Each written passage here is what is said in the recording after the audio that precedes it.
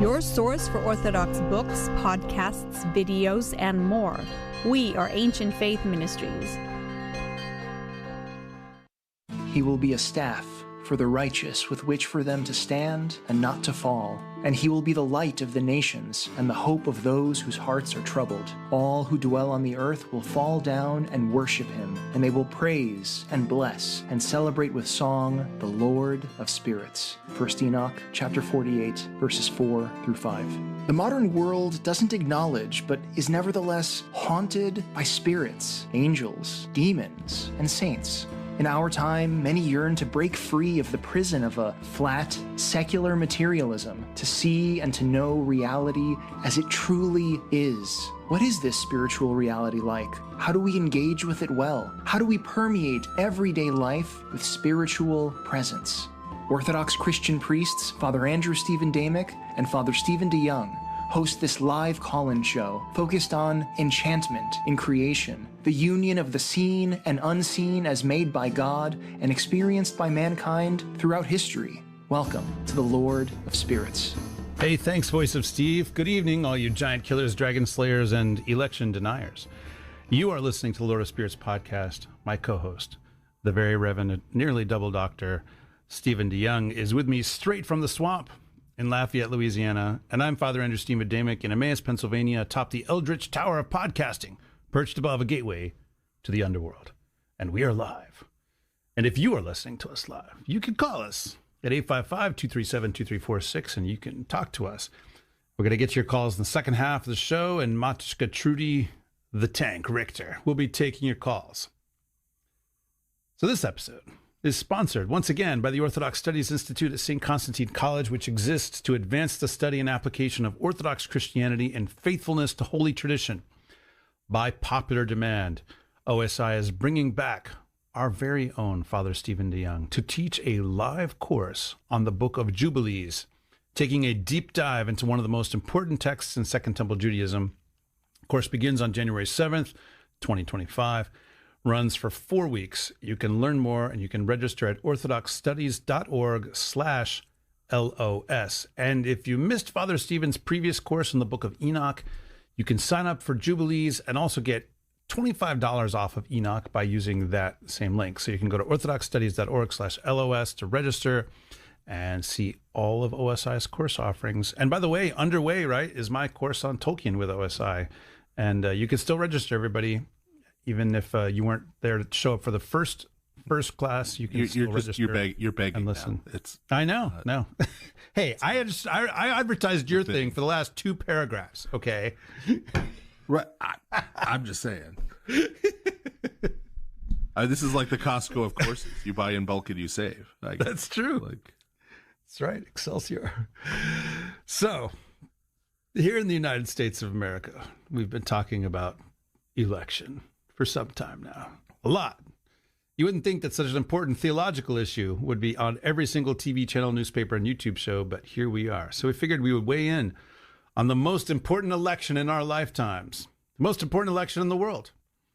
So that said, sometimes we give a parental advisory at the beginning of an episode, but this time we're giving a Calvinist advisory. So, sorry, trigger warning, at least. Trigger warning. Sorry, yes. Calvinists. Just in advance, blanket. Exactly. Sorry, just if you are sensitive about, if you have Calvinist sensitivity, just turn off your radio right now. Yeah. Although I think, given the general tenor of Calvinists, part of the reason we could go so hard on them is that they can take it. I mean, that is their whole kind of gestalt. So yeah, being a Calvinist and a snowflake kind of doesn't work. We have listeners, by the way, from Czech Republic and Serbia, at least tonight, in addition to our usual. And a Bavarian, an Alaskan, a North Carolinian, a Kansan, a Californian. I mean, the list goes on and on. South Carolinian.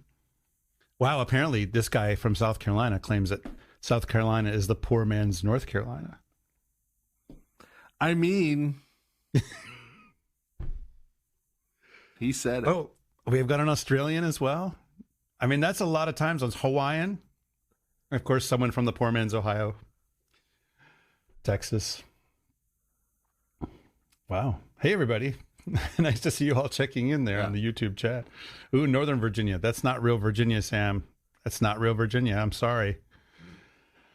Anyway, so what are we talking about, Father Stephen? We're talking about election, which is when God looks down at all of the evil people in the world and he chooses the lesser evils and puts them in charge every 2 to 4 years. Of all the kinds of insects you could choose, weevils.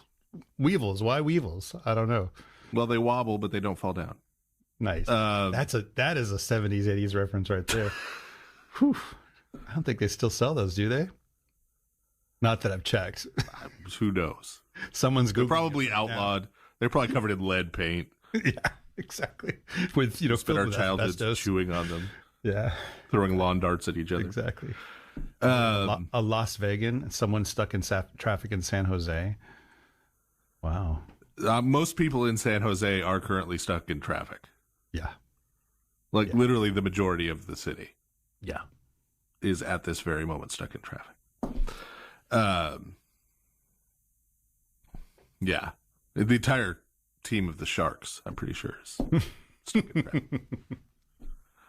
The excuse for their performance lately, at least. Anyway. We're talking about election.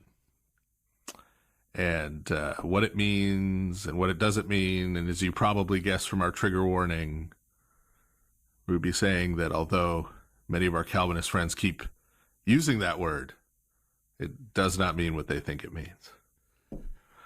And for those of you who thought we were going to be talking about the American presidential election, what's wrong with you? Why would you tune in to hear more about that? Like, seriously. It's a bunch of addicts. Like, after the last couple of weeks, you want to hear more about that, right? Like, I hope all of you listening got the joke and knew that wasn't what we were actually talking about. There's someone out there that's really angry right now because we just bait and switched them. Yes, I'm sure. But trust me, there are a couple of other places they could go to get information about that at the present time, for 24 hours straight if they want to. From myriad perspectives. C-SPAN after dark. See, C-SPAN was great back when they did book notes. Oh, I never saw that. Oh, book notes was so that's what they did on the weekends and right when Congress wasn't in session because they had nothing to broadcast. So they had two things. In the morning, they had this call-in show where they didn't have the calls screened. So it was a lot of people calling in and cussing and sneaking onto the air and causing trouble. And then the rest of the day, they had C-SPAN book notes, which was like book events from all over the countries. Mostly politics and prose in Washington, D.C. Yeah. But lots of other hoity-toity, uppity bookstores, and people going to do their presentations. People with their books about World War II, and, some listener's grandpa was one of the 5 people there who got up to challenge the guy who wrote the book during the Q&A time. Nice. That kind of book event. But it was majestic because they were doing C-SPAN book notes on cable at a time in my life when, say on a Saturday, I had been up all night the night before. And man, if you need something to help you go to sleep, that's the one, huh? C-SPAN book notes. Wow. Lull you right into it. Wow. Sort of perfect for that. Sunday afternoon nap, boom, put you right out.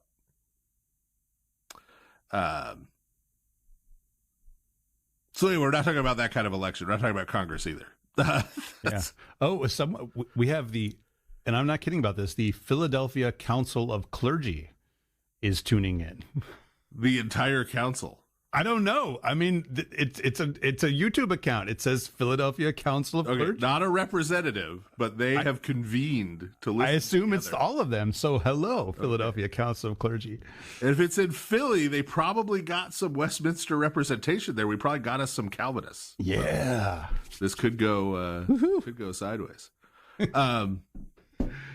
Okay, so in general, what are we talking about when we're talking about election, right? So usually the word elect, if it isn't translated as elect in English translations of the Bible, is translated as chosen. Yeah. Those are kind of used as English synonyms in translation. And when we hear chosen in English, right, like the chosen people. Yeah. Right. It has to do with choice. These people are chosen. These people are elect. Picked. Yes, that's what we tend to think. We tend to think picked. That there were a group of options, and one of them was selected. Right. Elected, as it were. Which is related, but not the same word as elected. Right? Yeah. And so this, of course, very much plays into where, and we'll be talking about this in more detail, obviously, later, where our Calvinist friends and others before them, and since probably, have taken the idea of that word that when you hear that someone is chosen or elect in Scripture, that means God has chosen them, generally chosen them, from eternity for something, and it's going to end up to mostly be salvation. Right. Yeah. That they're chosen for. Again, we'll get into that more later. But the actual words in Hebrew and Greek have a little more nuance to them on one hand, and on the other hand are a little more flexible. So it's worth noting that the words we're talking about in Hebrew and Greek are, in both cases, are adjectives. Yeah, and it'll become clear as we talk why that's so important. Yes. They are not participles. So a participle, for people who have graduated high school and forgotten their English classes, as most people other than Father Andrew do quite quickly. Yeah, I mean, this is what people think majoring in English is about. Yeah. Is like grammar and stuff. Yeah, it's not. You're reading literature. But yeah. Right. But I only know because studying foreign languages. A participle is a language thing. Is when you take a verb and you substantize it, meaning, right? You take the verb to choose, for example, right, and you turn that into an adjectival phrase, like the one who was chosen, the one who was picked. Yeah. Right? The one who had this verb done to them. Right? So it's of key importance that in neither Hebrew nor in Greek are we talking about a verbal structure that is the one who had this action done to them by God or someone else. Yeah, it's like the word employee, right? That's the, you've got employee, the one who is employed. Yeah. Yeah. So this is an adjective which describes the person. In the case of Hebrew, we're talking about the word Bashir. Not to be confused with Bashir. As in Julian Bashir. Yeah. Or Bashar or... Yeah, Bashir always wanted to be one of the chosen, but... Yeah. Well, he was genetically modified, so... Right. That's what I'm saying. Yeah. He was built to be neurotic. But so Bashir, in Hebrew, is used to mean something more like given a role, or set apart for a purpose, or assigned, right? Or given an office, right? So, but again, it's an adjective. Yeah. So it is a word that's used to describe the person who is assigned an office or a role or a task, right? Not just to indicate that they have been assigned that role or that task, but to describe the person who has been assigned that role or that task. We find basically the same thing in Greek. So there is a verb, eklegomai, or eklegome. Yeah, which like literally means spoken out. Yes. Yeah. Yeah. And so you could try and butterfly it and say called out or to call out. Yeah. But there is an adjective form of it. So again, it is not the participle form of that verb. It is an adjective for the same root, eklektos. Yeah, which is where we get our word eclectic. Yeah.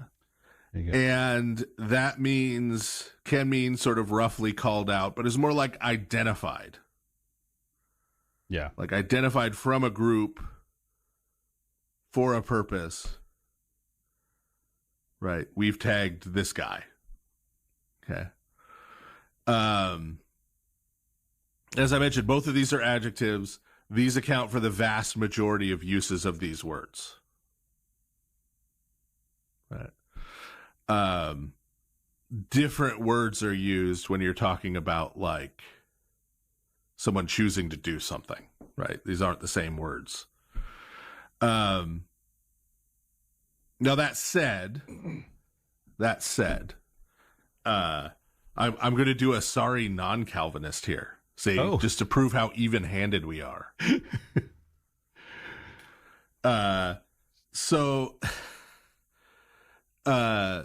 There's a certain species of anti-Calvinist out there, of whom Leighton Flowers is an example. And Leighton Flowers is a Baptist. He's like the Texas Baptist Association. They're head of evangelism or something similar. And Leighton Flowers is also one of those dudes like Mitt Romney who kind of looks like a Sears catalog model from the early 80s. Like that particular kind of like handsome dude, like from that era. Yeah, like, yeah. Everybody knows what I'm talking about. Like Mitt Romney, like Leighton Flowers, like right. Like yeah, like on The Simpsons, I'm TV's Troy McClure. Yeah. Like he would be in the catalog, like looking down at his watch, modeling the suit, right? Yes, like, right, exactly. So, but he has, to his credit, picked up on the fact that this is an adjective, right? Not a participle.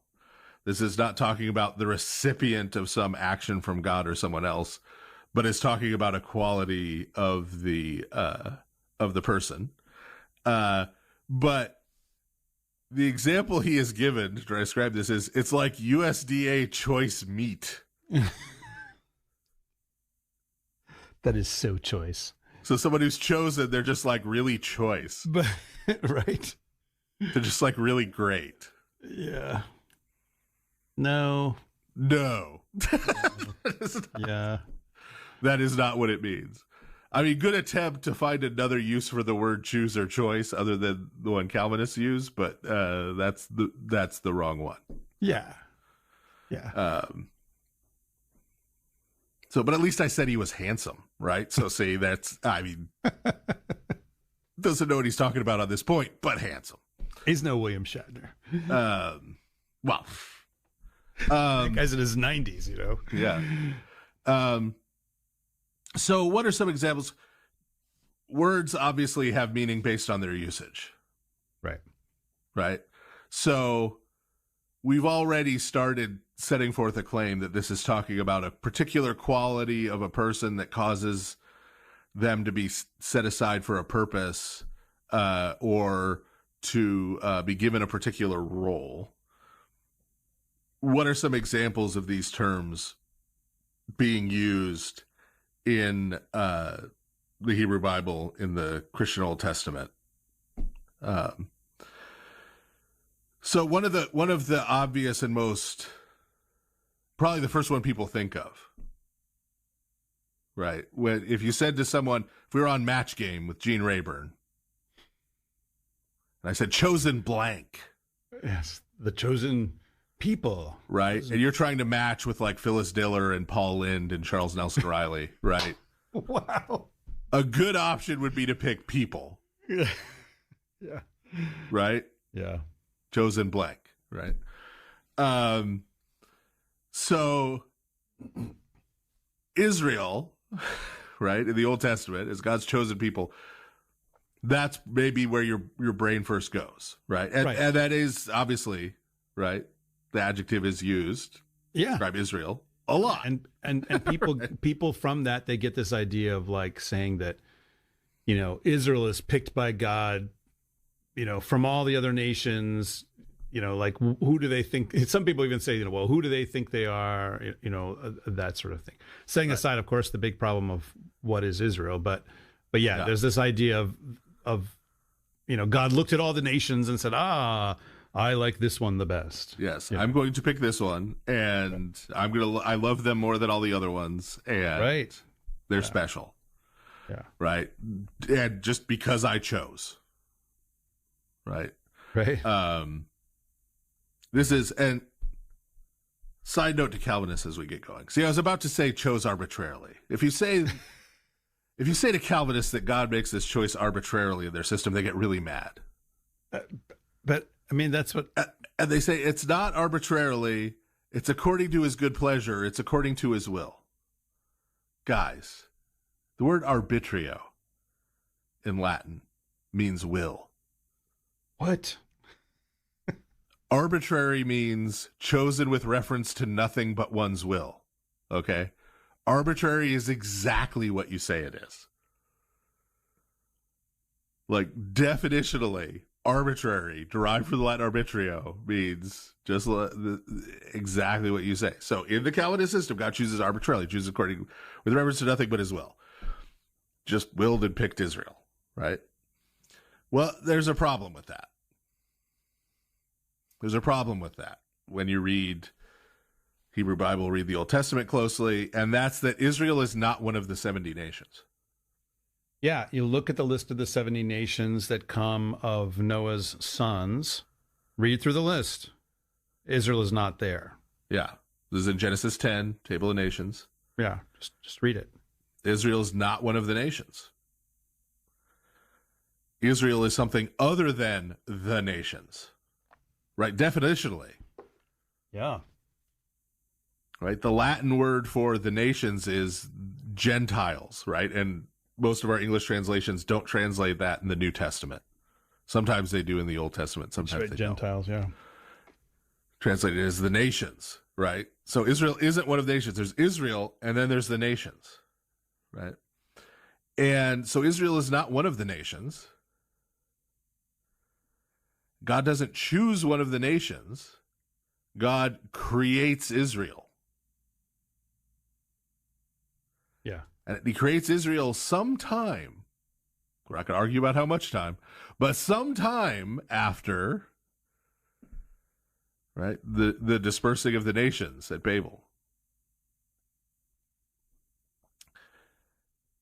And that's true whether you want to talk about God creating Israel from Abraham. Abraham is from Ur. Abraham is a person who belonged to one of the nations, who is called out of that nation to become the father of Israel. Yeah, God did not pick the nation that Abraham had been part of. Right. Yeah. And Abraham by himself is Sumeria. Yeah, not Sumerians. Not the Sumerians. Yes. But Abraham, and he's called to leave Samaria. Right. So it's made pretty obvious that that's not what's going on. Yep. Or if you want to talk about, right, which would be sort of the nascent beginning of Israel, or if you want to talk about the Exodus, if you want to talk about Mount Sinai. Yeah, where it's which clear is what that there's now this nation that's been formed by God that has this new identity. And that's what in the later, in the prophets in the Old Testament, they're going to refer to that event as the birth of Israel, right? So if you want to look at that as the beginning of Israel, you've got this hodgepodge group that is, in our modern terms, ethnically mixed. Mm. They didn't have that concept, but that is now made into the nation of Israel. They were not a people. God made them a people, right? So Israel collectively, right, is formed there at Mount Sinai by the giving of the Torah, and they are given a history. When Israel is formed, they are all Abraham's sons. It doesn't matter if that was literally true. They didn't know that DNA existed. Yeah. They didn't even have a concept of heredity, by the way. I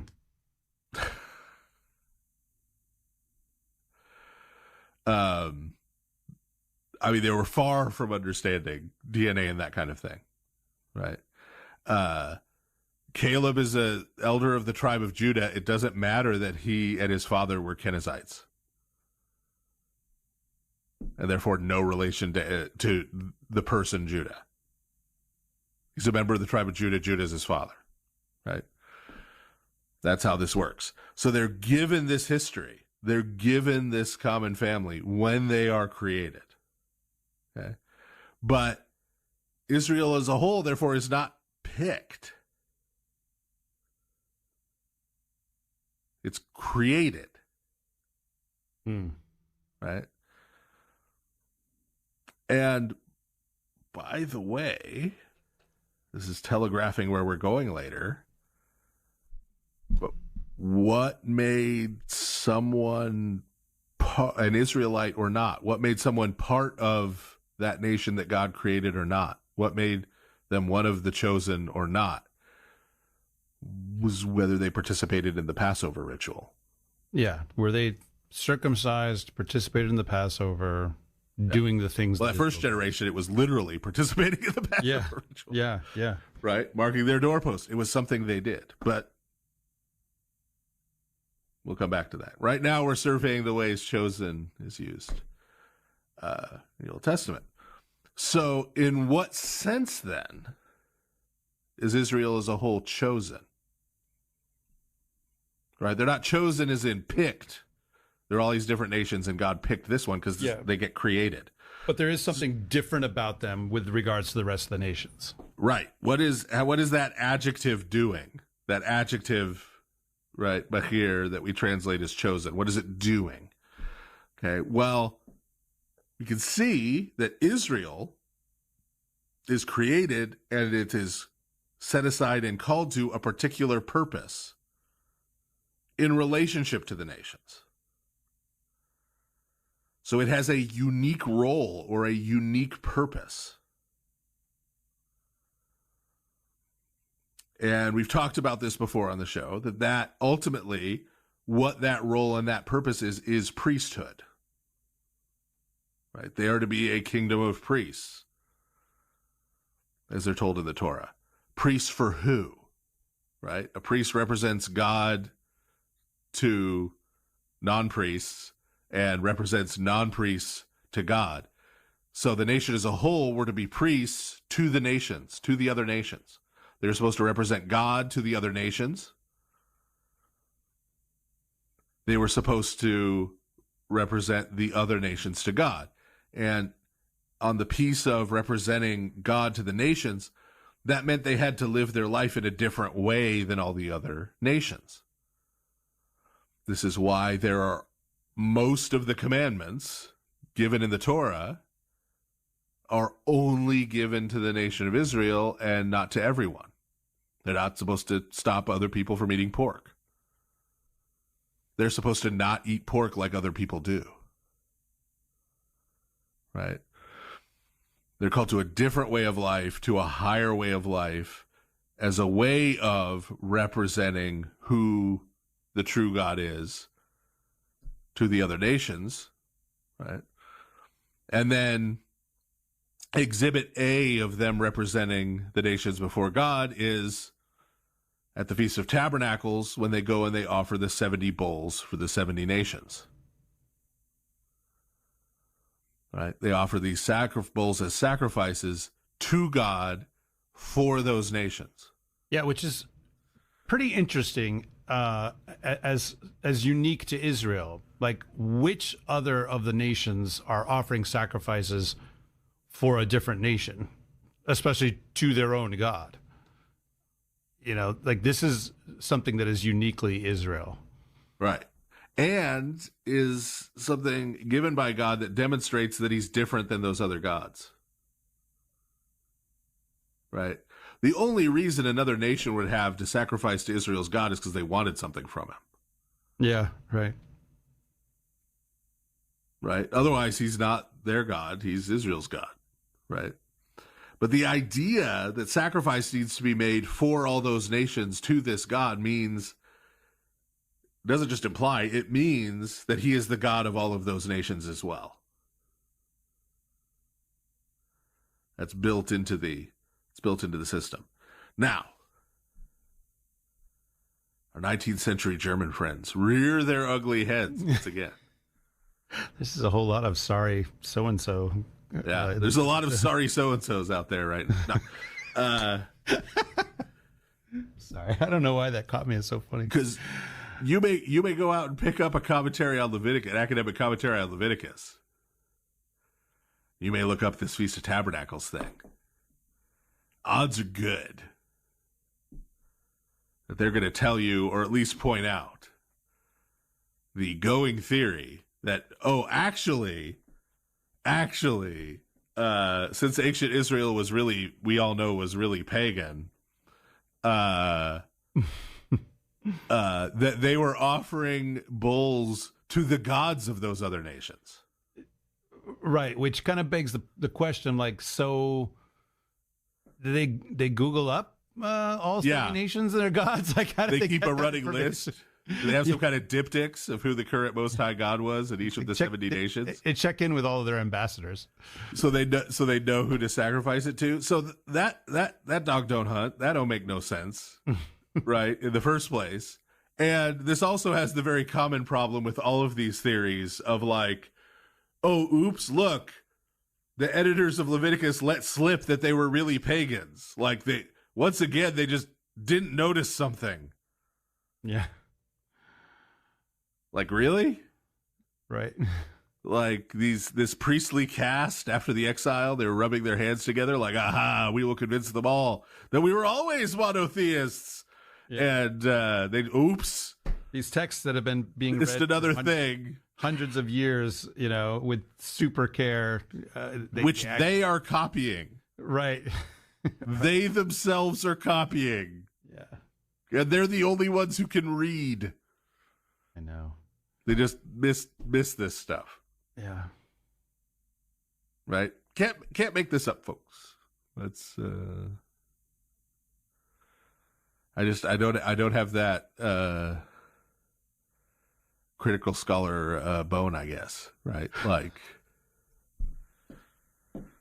actually, I kind of can't. A couple of times I've tried to come up with something like that as parody and then found out somebody really published an article. You can't satirize anymore. Yes, like, because you make something up and then that is a joke, and then someone out there is doing it unironically. Yes, yeah. So, as David Hume said, there's no philosophy so absurd that some philosopher has not proposed it. Yeah. So where are some places?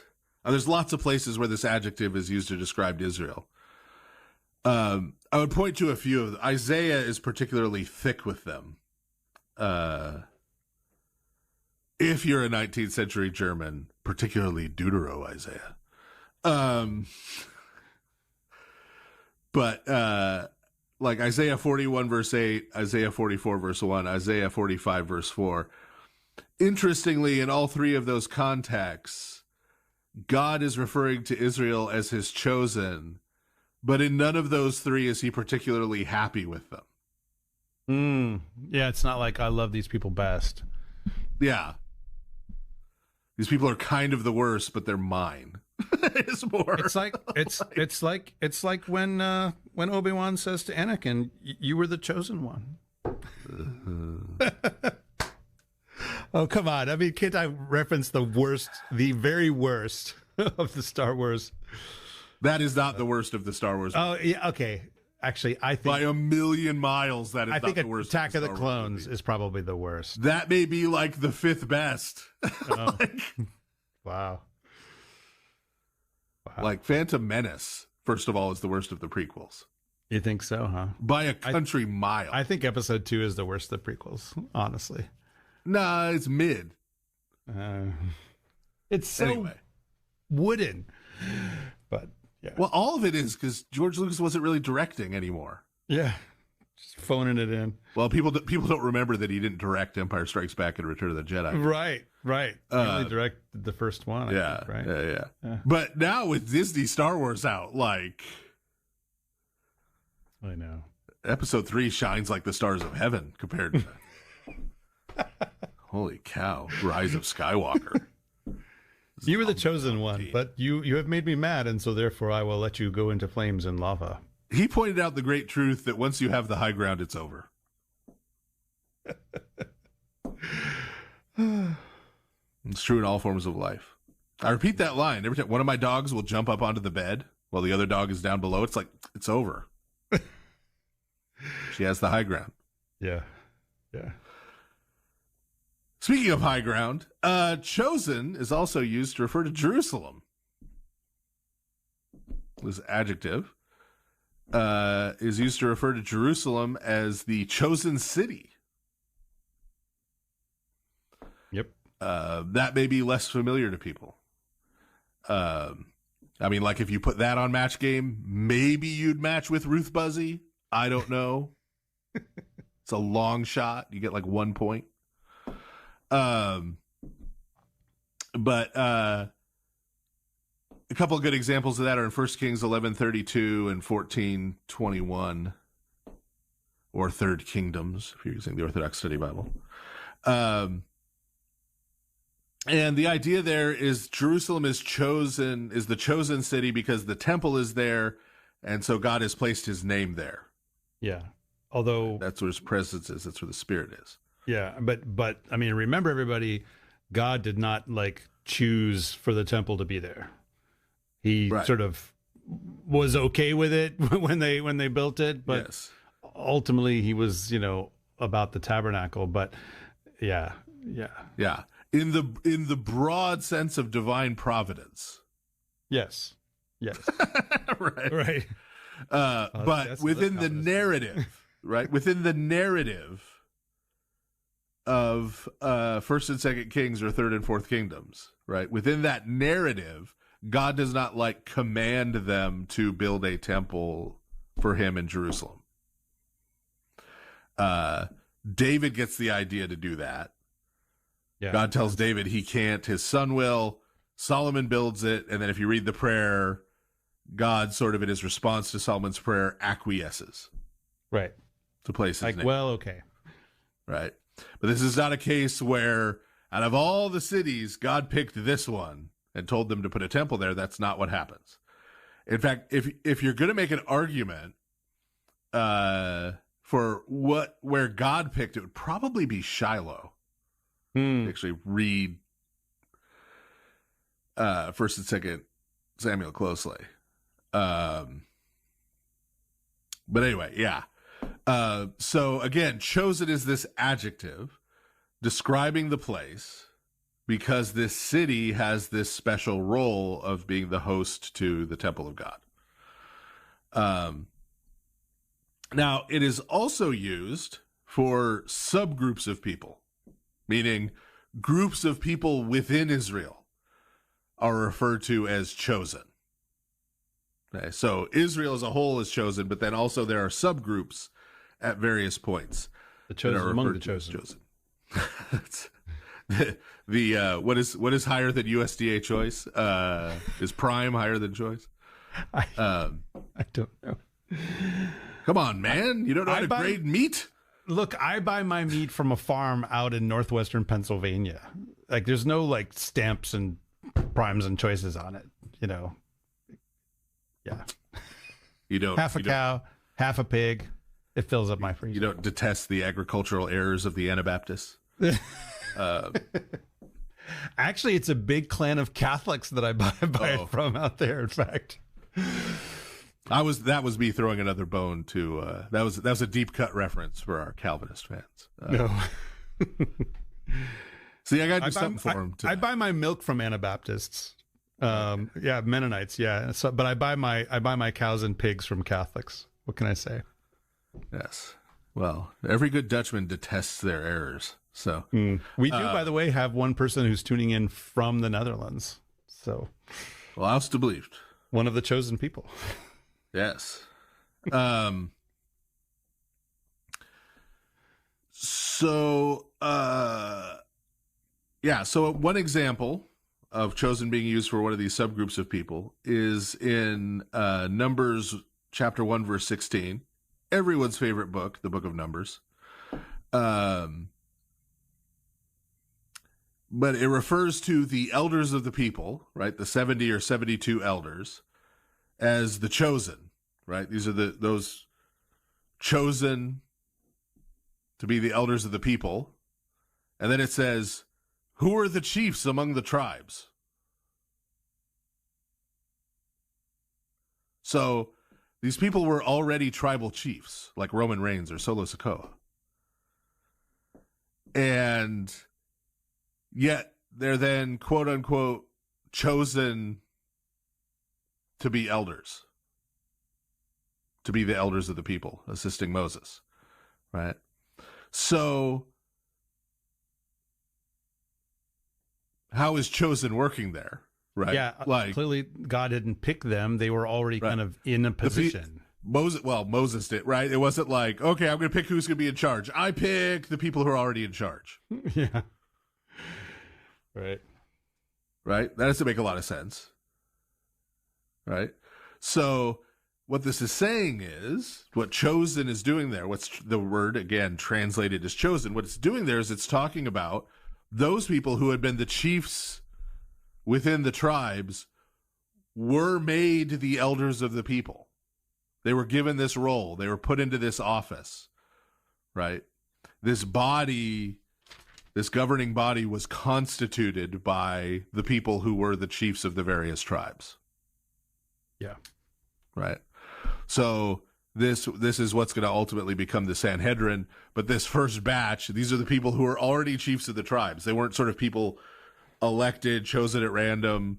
Moses didn't sort of look around the Simeonites and say, I like the cut of that guy's jib. You're on the council, right? Like they're already leaders.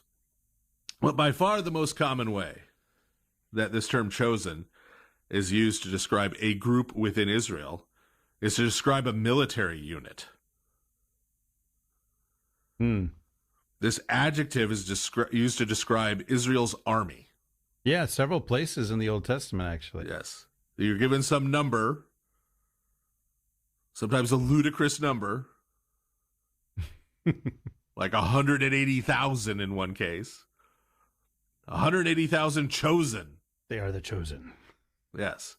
And you can see this in places like Judges 20, verse 34, 1 Samuel 24, verse 2, 1 Samuel 26, verse 2, 2 Samuel 6, verse 1, 1 Kings 12, verse 21. Here's the Orthodox Study Bible, First Kingdoms, Second Kingdoms, Third Kingdoms. Let me suggest that 180,000 chosen doesn't mean that, say, David went and picked 180,000 people. I mean, he could have been a heck of a recruiter. Right, but recruiting isn't the same as picking either. I know, I'm just saying. Right? Like, I mean, write these names down. Yeah, that's a mustering. That's a mustering. It's not a picking. Right. And in fact, if you look at 2 Samuel 6, verse 1, for example, one of those off the list, right? It says that David gathered the chosen. Or no, this is Saul. Saul gathers the chosen. Yeah, not that he chose the chosen. Right. The verb is gather. Chosen is an adjective. Right. Right. So he takes all of those who have this quality of being the chosen and he gathers them all up to take them to war. He musters them, right? He gathers them all up. So chosen here, right? That verb that we translate chosen is referring to certain kinds of qualifications, right? What is that? Well, there are no standing armies in the ancient world in this period. Okay, in this period of antiquity. The army, your army is called up, and it consists of the able-bodied men in a certain age range, right? Who you gather them all up to make war. That's your fighting force. Yeah, they're not professional soldiers. Yeah, there are little bands of professional mercenaries who travel around. Like David forms one of those for a while when he goes to fight for the Philistines and stuff. But that's not, your national army is not those guys, right? If you could afford to hire some of those guys, you set them up as commanders over, the 12,000 farmers you've pledged to pull together between the ages of, 18 and 35, right? Who are your army, right? So this is what the gathering is, gathering those people up. But what does it mean that those people are chosen? Well, it means they meet those qualifications. Yeah. They're Bahir because they meet, they're able-bodied, right? If they're not able-bodied, they're not. Yeah, they're a certain. They're for it, right?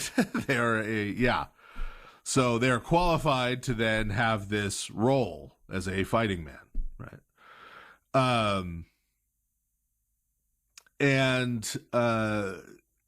So we're working our way down. You find a lot. This is not so much in the New Testament. The idea is in the New Testament, but the phrase is not in the New Testament. But what you find a lot in Second Temple Jewish literature is that the term the elect one is used interchangeably with the term the anointed one, i.e. Messiah. Yeah. Right? And of course, anointed, what does the anointed mean in there? It means anointed to be king, anointed to be the Messiah, anointed to this purpose. Yeah. Or to be a priest. Right. Yeah. And so here, Bakir is being set up as synonymous with that, right? The one given this office, right? This one who is singled out, who is identified, who is, right?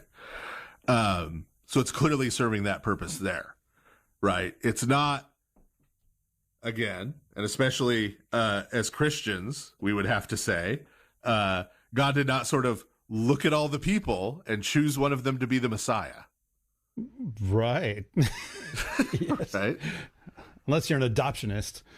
An adoptionist or just Jewish and not a Christian, right? Maybe that'll work, right? Yeah. But that dog don't hunt. Sorry, adoptionist. That might be our first sorry adoptionist in the whole podcast over 4 years. It doesn't come. I know someone who kind of is one, but kind of.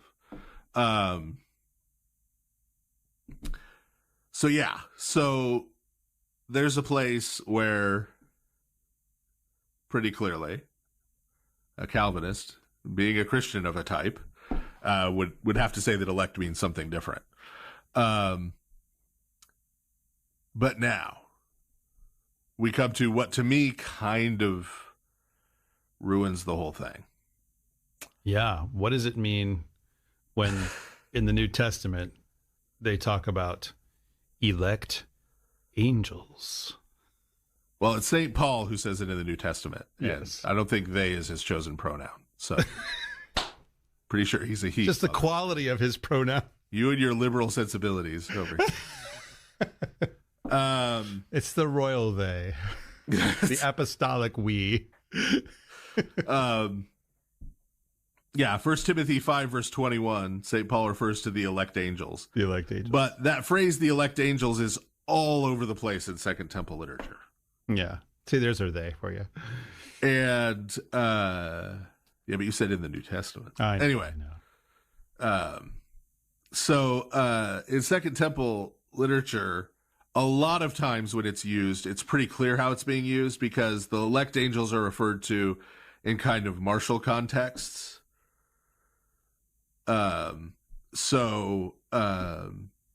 In depictions of sort of the final cosmic battle between the Messiah and Belial, right? It refers to the Messiah coming with the elect angels. Well, we saw how elect was used for like a military unit, right? Yeah. So it'd be sort of the angels who have that role, right? Or sometimes it's used to refer to like cherubim and seraphim who have this particular role or status, right? But again, it's very clear that it has to sort of mean something like that, right? Like it can't mean like the Calvinist version of what that word elect or chosen means. Yeah, because like within Calvinism, it's about God picking certain people to be saved and then picking other people not to be saved. Right. Now we should say that this is an inherited, at least part of it is an inherited view. Calvin did not make the core of that up. Yeah, before we dive into that. Yeah. Right. Because someone might have said, when we just said, well, wait, can you say that? Somebody might have said, well, why not? Yeah. Right. There might be somebody out there who said, well, why not? Would you say, yeah, God chose which angels would remain loyal and which ones would fall. Right. But why is that a problem? Because that's what we're going to get into now. Yeah, there's no salvation for angels. Right. We're going to explain to you why that's a problem in terms of the Calvinist understanding of election. Right? Yeah. So, yeah, we're getting into supra and infralapsarianism. So say what you want, Calvinists. You can't accuse me of not knowing what I'm talking about. Yes, as Father Andrew said before I cut him off, as I so often do. You do. Don't be a sad sack about it.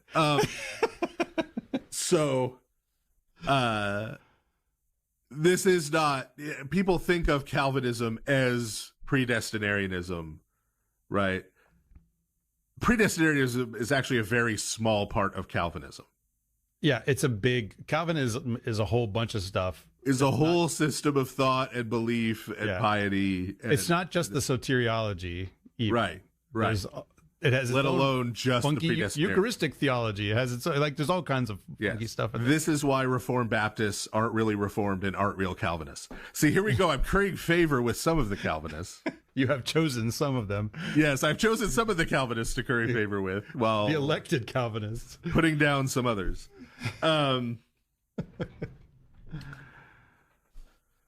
See, I mean, hey, if you give me Presbyterians versus Reformed Baptists, I gotta side with the Presbyterians, right? You gotta baptize them babies. Anyway, they do have better architecture as well.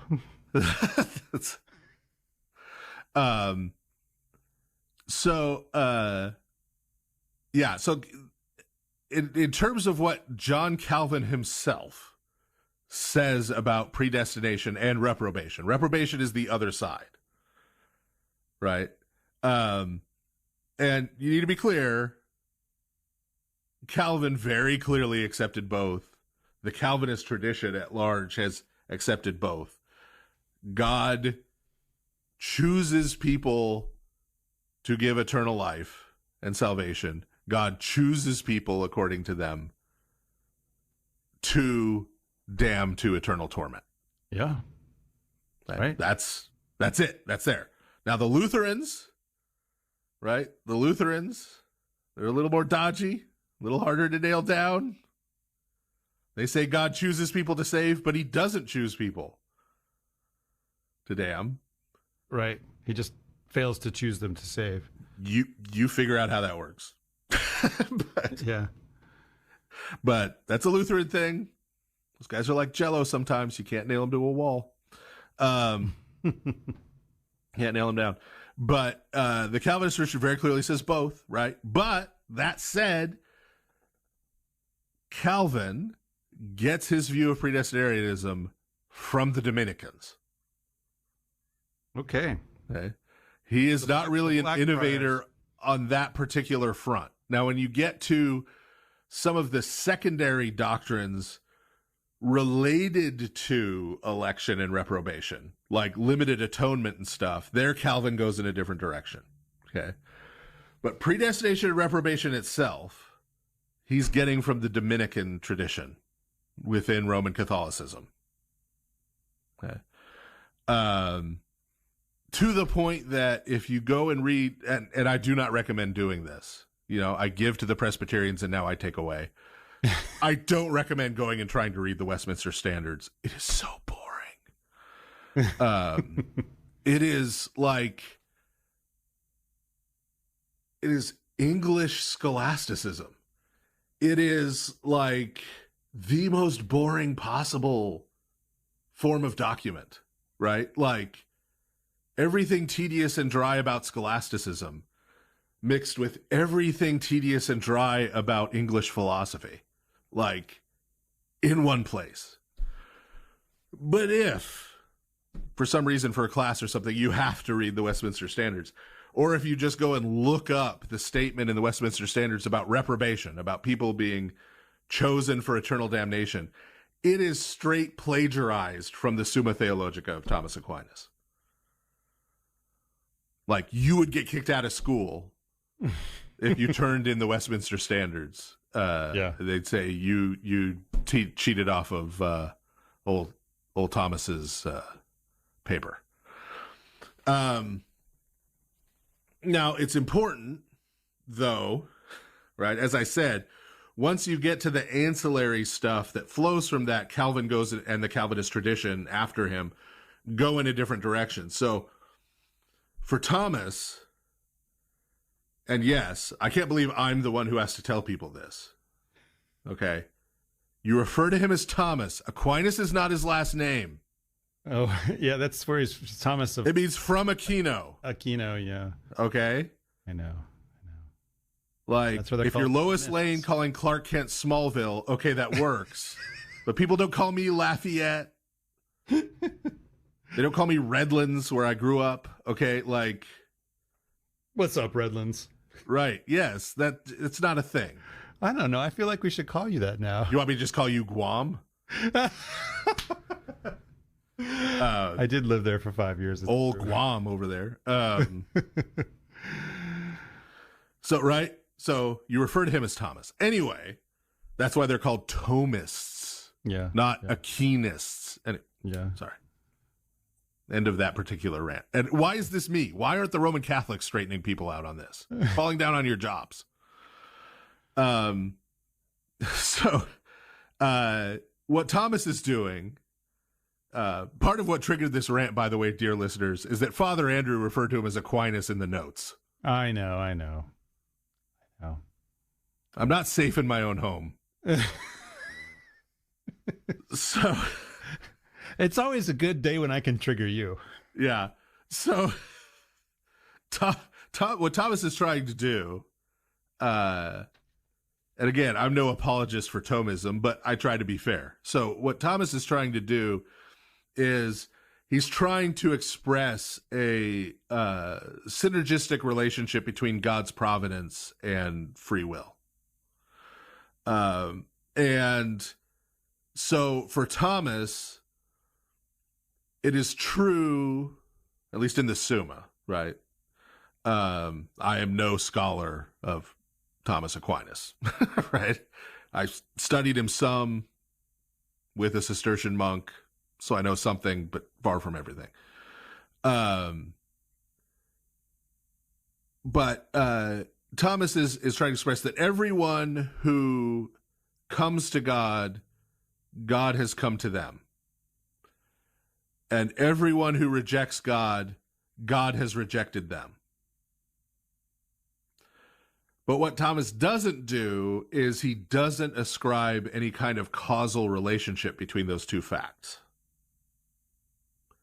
Meaning, he doesn't say, as Calvin and the Calvinist tradition will, and the Jansenists did, that God's accepting or rejecting someone caused them to accept or reject God. But he also doesn't say the opposite, right? He also doesn't say that someone accepting God caused God to accept them, or someone rejecting God caused God to reject them, as if they were operating independently and could apply this causal thing to God, right? So there is, for Thomas, an absolute correlation between those things, but no relationship of causation. You can decide for yourself how well that works. Doesn't really do it for me. I don't think it's a necessary distinction to make. I think the distinctions he's having to make are because he's gone down this sort of scholastic trail of making a bunch of other previous distinctions, right? So he's kind of trying to solve problems that he created for himself with his views on other topics. Yeah. Ultimately. And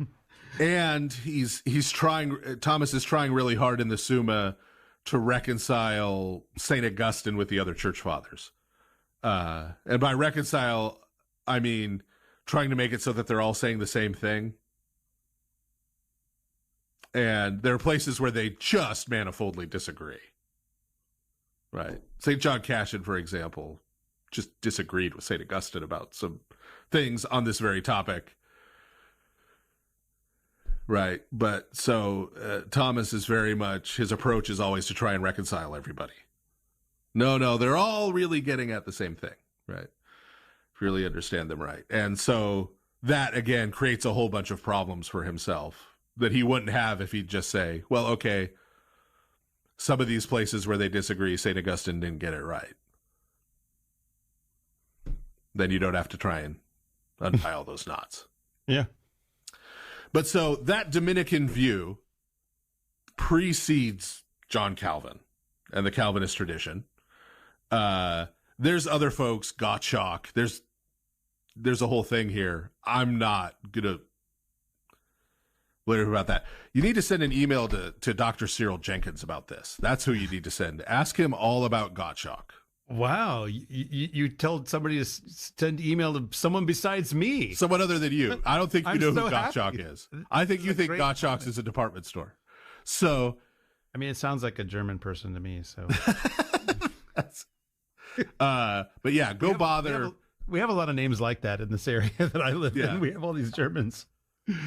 Go bother Dr. Cyril Jenkins about this. Okay. He would love, I think, to type you a 2,000-word email explaining Gottschalk and his relationship to predestinarianism.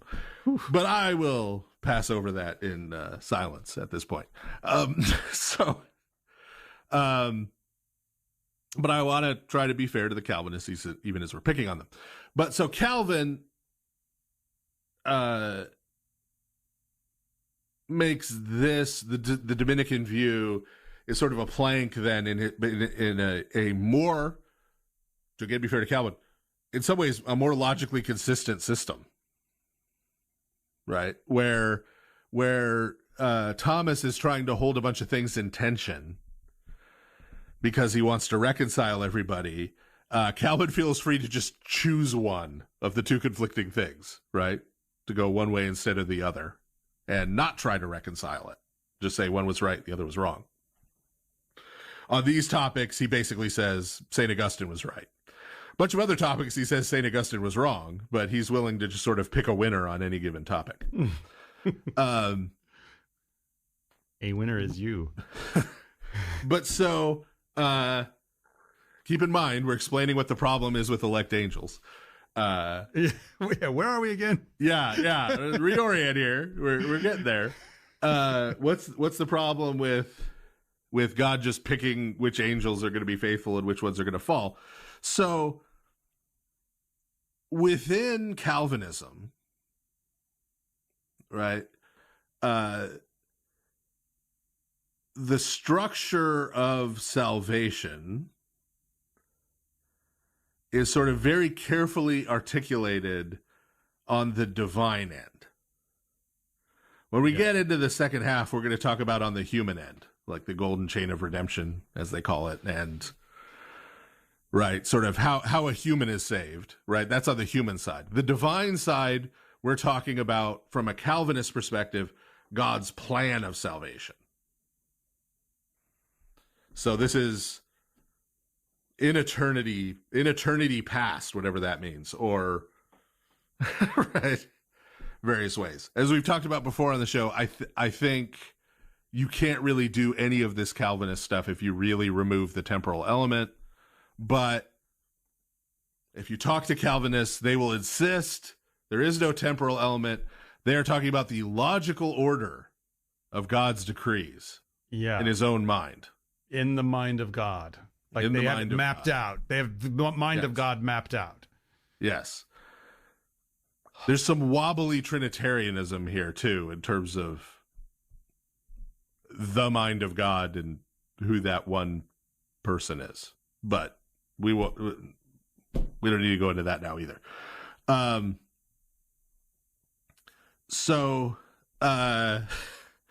the reason this is important, for Calvinists is that, right? I mean, it may sound, if you're not a Calvinist, it may sound absurd to you, possibly rightly so, that any human thinks they know the logical order of God's decrees in his own mind, right? Maybe rightly so, right? But again, our Calvinist friends would say, well, God has, in certain ways, revealed this to us, right? So that would be their counter argument. And the core thing, so the core issue here is, our Calvinist friends, most of them, do not want to make God the author of evil. They don't want to make God the cause of evil in the world. Sure. Yeah, I mean, that's most laudable. of them. Although, yeah, I was to say, there are some that be like, yeah, God created evil. Yes, who are amazingly consistent and will just say, yes, every evil, horrific, nightmarish thing that has ever happened, God, before he created the world, declared that would happen and made it happen, right? Points for consistency, I guess. But most of them, right? And so, when faced, and this is a little bit of a jab, I admit it, but they can take some jabs. The general Calvinist tactic, when someone points out the logical outcome of these kind of beliefs, like they say, well, that would make God the other, right, is to make a distinction. Yeah. Right? And so the real purpose of talking about the order of these decrees in the mind of God is to make certain distinctions. Right? So one of those distinctions is between infralapsarianism and supralapsarianism. You may be thinking we're in rarefied air here. Okay? But I was for a time in possession. I passed them on. For historic preservation, literally, of a set of bulletins from Reverend Danhoff's church in Michigan, who was part of a split within the Dutch Reformed Church. They were his weekly bulletins from the 1920s. And the bulletins are like half in Dutch and half in English. Right? Actually, more Dutch. Most of the English is like the Bible, and the Dutch is like all the announcements and the community stuff.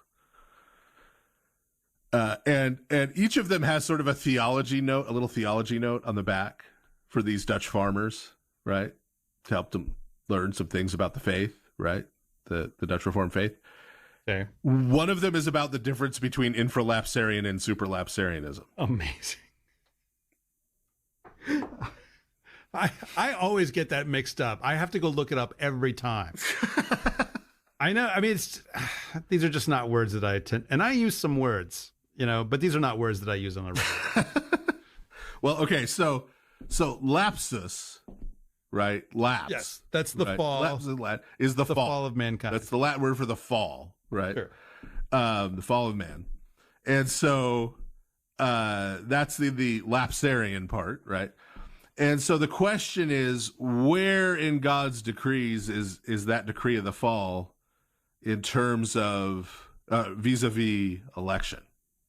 Right. Is it that God he decreed the fall because he was decreeing election or reprobation, or did he decree the sin of man and then he decreed to save some because he did that? Right. Yeah, right. So, which, clear as mud, okay? It covers the ground. No. Infralapsarianism, which is the majority of Calvinists, right, or infralapsarian, they would say, right, that God decreed that humanity would fall into sin, right, because they say God decrees everything that happens. So he decreed the fall. He decreed that Adam would sin in the garden, right, according to most Calvinists, infralapsarian. And then, having decreed that all of humanity would fall into sin, God then decreed that he would save some of them. And decreed that the others would be left in their sins and go on to eternal damnation. Okay? That's the majority Calvinist view.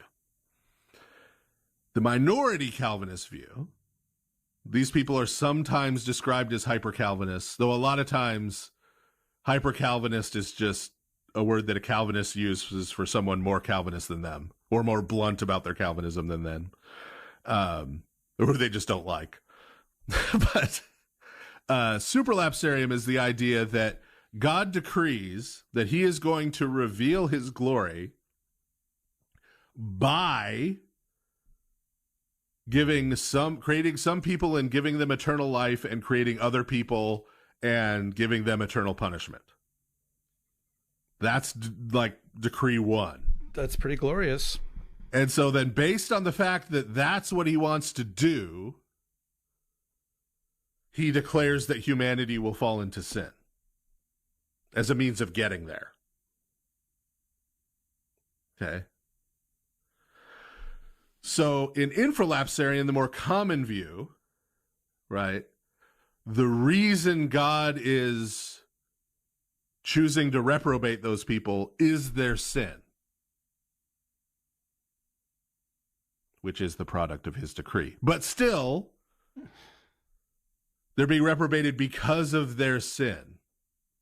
Yeah. For the supralapsarian view, the more hyper-Calvinist view, right, they're being reprobated just to be reprobated. For God to display his glory by subjecting people to eternal punishment. And then God causes them to sin in order to set them up for that punishment.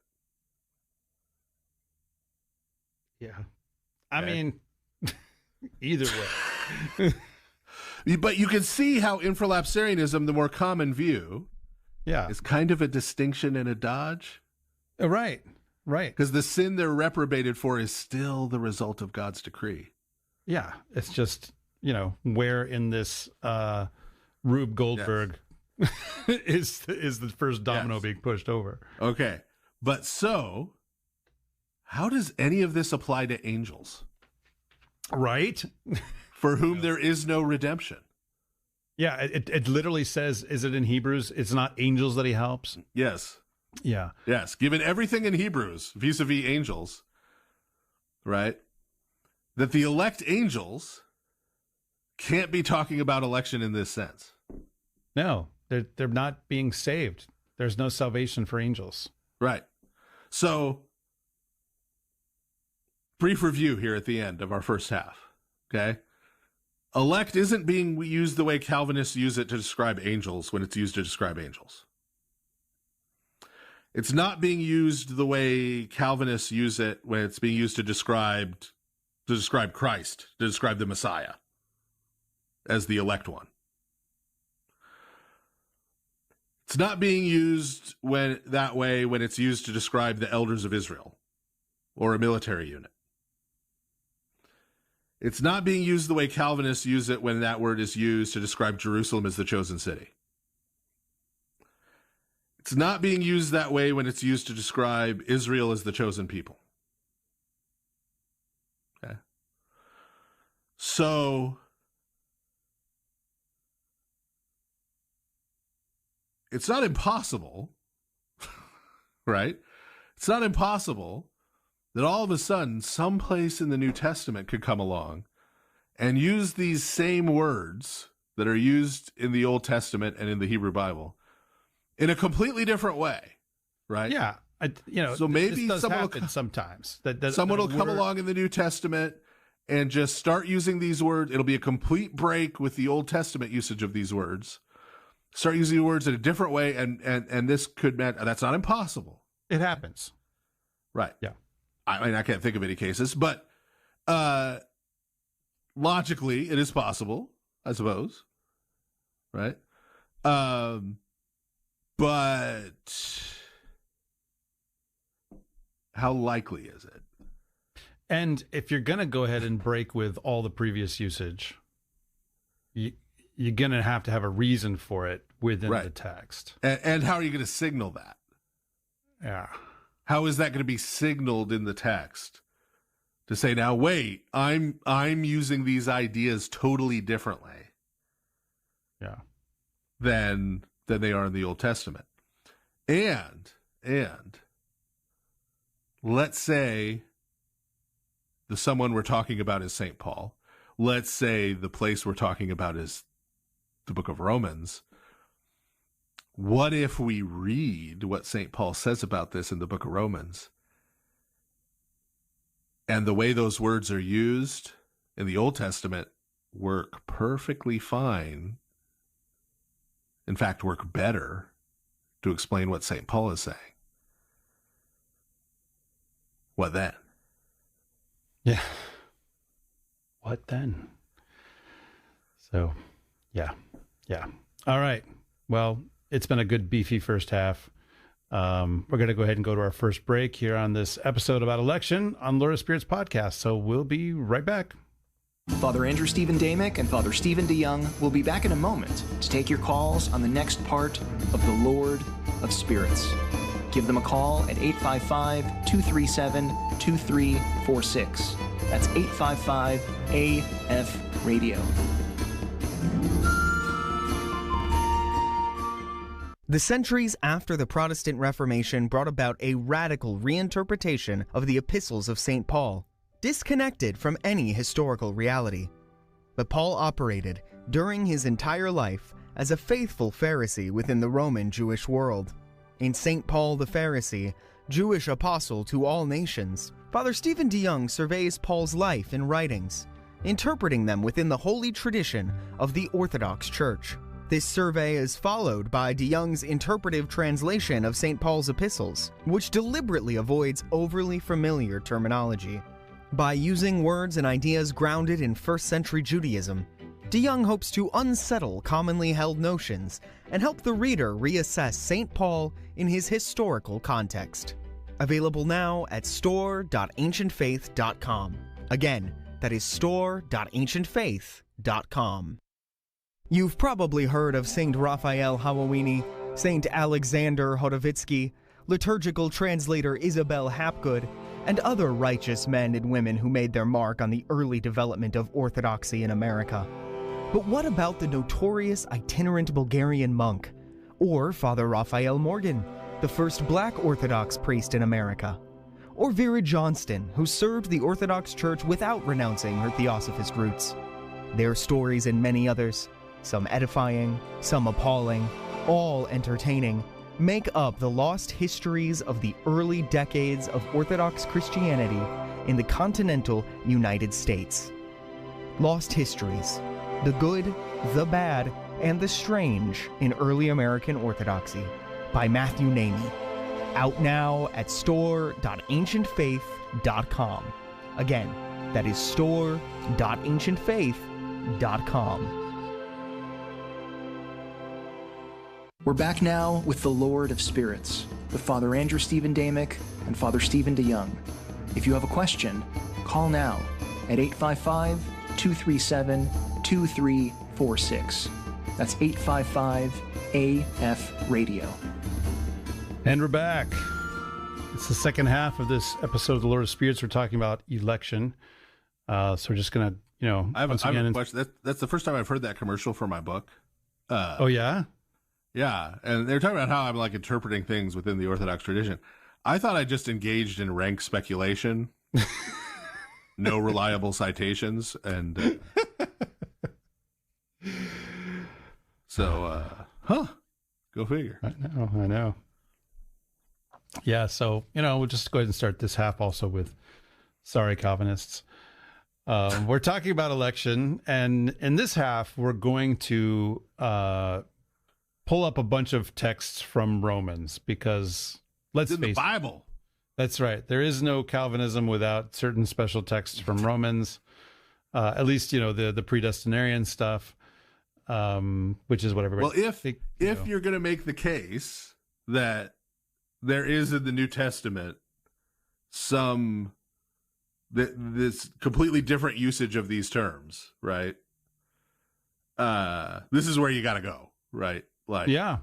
Because if they're not being used in a different way here, they're not being used in a different way. Right. Yep. We have come to the locus classicus. Yeah, exactly. So this half will be all exegesis all the time. Yeah. Wait, I thought I did eisegesis to support my works-based false gospel. Oh, okay. Never mind. Hypergesis. Just put a bunch of prefixes on there. Who people tell me I am online seems to be different than who I actually am. Who is the real Father Stephen DeYoung? Creating some cognitive dissonance. I don't know. Let's do an in-depth, like Terry Gross, Fresh Air style interview now with just who is the real Father Stephen DeYoung. No. Just someday you'll read about me in a Matthew Namey book, My Appalling Story. And then you'll know the truth.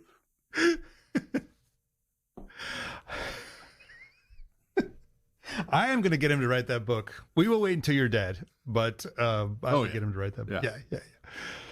Yeah. Which statistically shouldn't be that long. Yeah, I mean, hey. Yeah. Can't wait me out. Romans chapter 8, beginning with verse 28. So, here we go. 28 through 30. And we know that for those who love God, all things work together for good, for those who are called according to his purpose. For those whom he foreknew, he also predestined to be conformed to the image of his Son, in order that he might be the firstborn among many brothers. And those whom he predestined, he also called, and those whom he called, he also justified, and those whom he justified, he also glorified. I mean, it says it right there that he predestined them. Right? Yeah. Case closed. Good night, everybody. Right. So, that verse 28 is important. Right. We don't skip that. So we have this sort of chain of verbs, right? Predestined, and then called, and then justified, and then glorified, right? This is the golden chain of redemption, as it is sometimes called. Sorry guys, and apologies to Fleetwood Mac, but we're gonna break the chain. So where does it begin? It begins with, we know that for those who love God, all things work together for good, for those who are called according to his purpose. Okay. So we actually have the word called appear first. So you notice something right away. In the quote unquote golden chain in verse 30, those whom he predestined, he also called. Well, here in verse 28, we have those who are called, and then we talk about them being predestined. But the point here that St. Paul is making, all things work together for good, meaning coming out of the context, right? There are sufferings in this life. There's persecutions. There's all of these things that we suffer, but we know that all of these things are going to ultimately work together for our good. How do we know that? Right? How do we know that?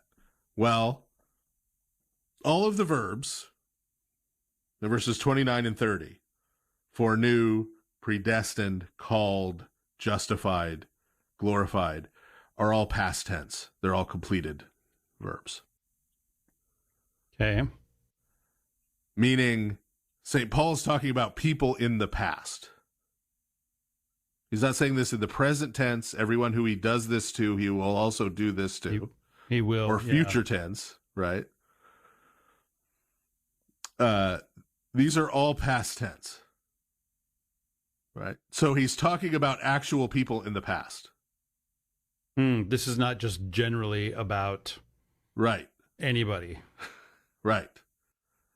Those whom he knew before, we could see that God did this, right? Because he's offering this. That for is a because. This is his evidence that you and I can trust that whatever's going on in our life right now, God is going to work it to good. Yeah. How can we trust that? Right. And also, I think it's important to note here, in the second half of verse 29, where it says, in order that he might be the firstborn among many brothers. He those he foreknew, he also predestined to be conformed to the image of his son, in order that he might be the firstborn among many brothers. I mean, isn't this talking about the coming of the Messiah? Right. Yeah. Yeah. Right. Right. And so we're conformed to his image, we become his brothers, meaning we're adopted as sons of God. Right. He's St. Paul is not saying, oh, well, you can be confident everything's going to turn out okay because I'm going to lay out a theological principle for you here. No, right. That says that everything's going to work out okay. I'm going to repeat myself, right? No, he's pointing to actual people. Yeah. Right? In the Old Testament, in the Hebrew Bible, right? We can see the course of their life, right? That those who we knew before, back in the past, right? Now, the word here that's translated predestined, by the way, is proorizo, which means, and it means to put things in order in advance. And the putting in order, the orizo part, that Greek verb, was most commonly used, again, as a military term, for arraying a military in formation. Right? The idea is God puts things in an order in advance. He put things in order in advance so that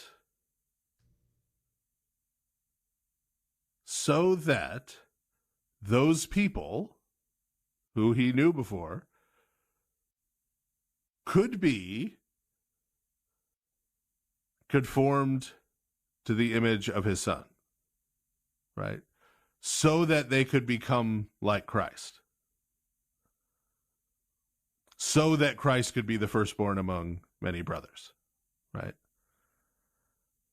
Well, what does that mean? Well, think about it. For you or I to find salvation, right? Christ was incarnate a long, long time ago. Yeah. Before I existed, right? That hadn't happened. I couldn't be conformed to his image, right? I couldn't receive the adoption as a son of God. If Christ hadn't lived the life he lived, if he hadn't died on the cross, if he hadn't risen again, right? All of those things God did before I existed, from the way we experience time as humans, right? All of that had to be put in place in advance. All of that had to be arranged in advance. And not just that, right? Scriptures had to be handed down. The church had to continue to exist, right? All of these things had to happen. And we could go back before that. All the things that led up to the incarnation of Christ. Everything recorded in the Old Testament, all the way back to the creation of the world. All that stuff had to happen to make it possible for me today to find salvation in Christ, to experience theosis, which is what St. Paul's talking about. And God put that all in order so that that could happen. St. Paul is saying because of that, here's reason one, God did all that, right? So just because you're suffering now, you don't have to worry that this is all going to be for naught. Yeah. Right? Yeah, he's not laying out like a theory. But he's saying, look at what happened. Yeah. And yeah. And then part two of that in verse 30, he says, and look at those people, right? Everything that was all set up. And then he called those people, right? He called Abraham out of Ur. He called those people to put blood on their doorposts and become part of Israel. Yeah, and it says he justified, he put them right. Yeah. And Yeah, the ones he sent the call of the gospel to us, right? And then, yes, he put them right. Yeah. And he ultimately glorified them, right? Yeah. By the way, those alsos there do not have any aspect of temporal succession. Yeah. In Greek. These are not like steps. Right. Yeah. Right? It's like all of these things are true. If it's like saying that man is tall and also he has brown hair and also he has 2 limbs, right. or 2 arms. Yeah. Right. Yeah. Right. Yeah. So he's saying if God does one of these things, he does all of these things. Yeah. And he already said all things work for good for those who are called, which is one of those things, according to his purpose. Yep. So if you've received the gospel, right, then you can count on God to do all of the other things he's promised to do. Yep. And he's going to say in the rest of chapter 8 that we didn't read, we're not reading everything. We're going to read enough, trust me, but we're not reading everything. He's going to say, this is where he talks about nothing being able to separate us from the love of God, right, from God's side. And so he makes this huge argument that from God's side, God keeps his promises to us. You do not have to worry about God not following through on his promises, right? The promises he's made, okay? But then as we get to the end of chapter 8, there is, at this time, for St. Paul, a big objection someone might offer. Well, wait a minute. Didn't God make all those promises to Abraham? Right. Didn't he make all those promises to Israel? And a lot of the descendants of Abraham ain't doing so good. Right. Right. And a lot of the Israelites, they ain't doing so hot. Right? 10 tribes of them are gone. Right? And St. Paul, you're coming here to us telling us Jesus is the Messiah, and looks like most of the Jewish people disagree with you. To boot. Right? So what's going on with that? And so as we get into what's now chapter 9, remember these chapter divisions aren't original, but as we get into what's now chapter 9, what St. Paul's doing here, beginning in chapter 9, is he's answering that objection. Yeah. So, but before we dive into chapter 9, we do now actually have some people calling. Oh, okay. Yeah, it was, I don't know, it was blank for a while, and then suddenly boom, boom, boom, boom. And I'm getting all these people in the chat saying, I'm trying to call. It was destined to happen. But yes, so our first caller tonight is Rosine. I hope I'm pronouncing that correctly. So, Rosine, are you there? Yes, hello, Father. Hello, and my understanding is that you are 11 years old, is that right? Yes, I'm Father Tim Curran's daughter. Oh, well, hello, Father Tim. I'm sure you're listening in with your daughter. That is a lovely Irish name you have there, Rosine. So what is your question, your comment for us tonight? I have a question on how people elect saints. When people elect saints, when people decide to glorify people as saints, does God automatically have to agree with them? That's a good question. So here's how I would explain it. It is God who makes people saints, right? With their cooperation with him. So if they're faithful to him, and especially if it's in a really big way, that's how we usually recognize that someone's a saint. They're really, truly faithful to God in a big way. And God then works with them to make them holy, right? To make them like himself, to make them, as Christ says, equal to the angels. And so then after their death, then the church will sometimes, if God permits it, recognize that this is what has happened, right? And so then that recognition comes through a lot of different means. The biggest one is sort of looking at their life and seeing that their life really has this major kind of, manifestation of the holiness of God, right? And so then often there will be some kind of informal veneration of a person that happens, but ultimately it takes a group of bishops in synod to make the decision to officially canonize or glorify someone as a saint. And it's a long process, and sometimes when they're going through the process, they discover, hey, this isn't a good idea. We're just going to not do it. There have been people that they've been investigated for canonization that get set aside because they discovered it wasn't a good idea, or there wasn't enough evidence of holiness, or whatever, right? And I will tell you, you may not know this, Rosine, but there have been some cases of some accidental canonizations. For instance, I actually only just learned this recently.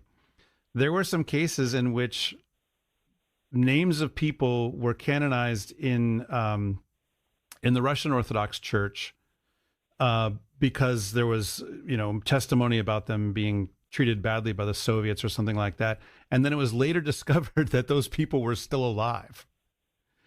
And they just sort of quietly dropped their names off the list, So it is possible that mistakes can be made, but over time, this stuff gets sifted out. So it's not like bishops make a choice, to canonize someone as a saint, and then God has to say, okay, I confirm, or I don't, It's really that God is the one doing the work with the person, the actual real change in their life. And then the church recognizes that as being the case. Human beings, including bishops, are not perfect. And so that means it is possible that they can make a mistake. And as I said, there are sometimes mistakes that have been made. But over time, what happens is any mistakes get sifted out. Does that make sense? Yes. Thank you very much. You're welcome. Thank you so much for calling. Nice to talk to you. Okay, thank you. Thank you. All right, we're going to take I'm glad more you took calls. Care of that one. I mean, you can be scary. She seemed domesticated, but it's those wild kids running around the street you got to really look out for. Yeah, but, she seemed pretty. Yes. From a good. Yeah. Okay, we have William calling. So William, welcome to the Lord of Spirits podcast. Hello, thank you. Can you hear me? We hear you. So what's on your mind, William? Unfortunately, nothing quite so adorable as the previous caller. I come instead with a question, inspired by a friend of the show who is not Bart Ehrman. So, talking about the election in the case of Israel, and the churches were heading towards it seems. In the first half of this show, we discussed how the nation of Israel is not one of the 70 nations, but it is still a nation, a 71st nation that was called by taking people from the other nations and grafting them into the branch of Abraham. But the church, by contrast, as I understand it, is supranational in that it is not above the nation. It is above the nations without superseding them, and its existence does not dissolve the component nations. So, if I'm following correctly, God chose from the tree of Abraham and grafted some from other nations to build a Zionic Israel, and then chose from the tree of Abraham and the nations to build the Pentecostal supranational Israel. But also we say that the church is Israel, and the Sinaitic chosen nation and the Pentecostal chosen supernation seem to be different from each other. So what's going on there? I have thoughts, but I'm going to just hand it to you, Father, because I know you have very clear and precise ways of talking about this particular question. Yeah. So, we've got to distinguish some things, right? So the word that gets translated, and as we keep going in Romans, we're going to get into some more of this. So this will be important, to keep in mind. The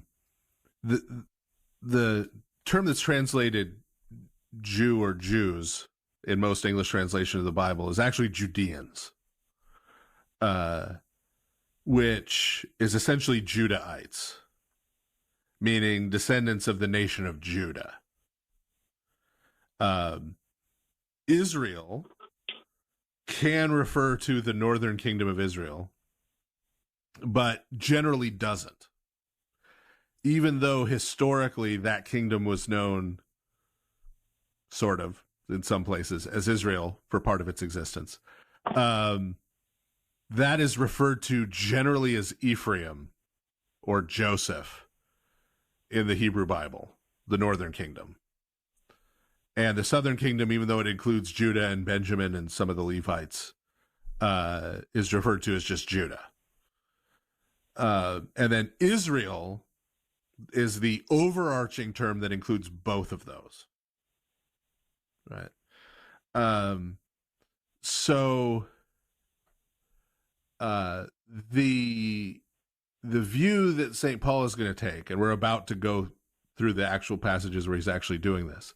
The view that St. Paul is going to take is that Israel has a lot of open space, because Israel has a whole bunch of branches that have been cut off. 10 tribes worth, right? Plus not all of Judea, right, have been cut off or were in danger at the time he's writing of being cut off. But if you know anything about grafting, when you make a cutting, you can then graft in a branch from another tree or another plant in at the point of the cut.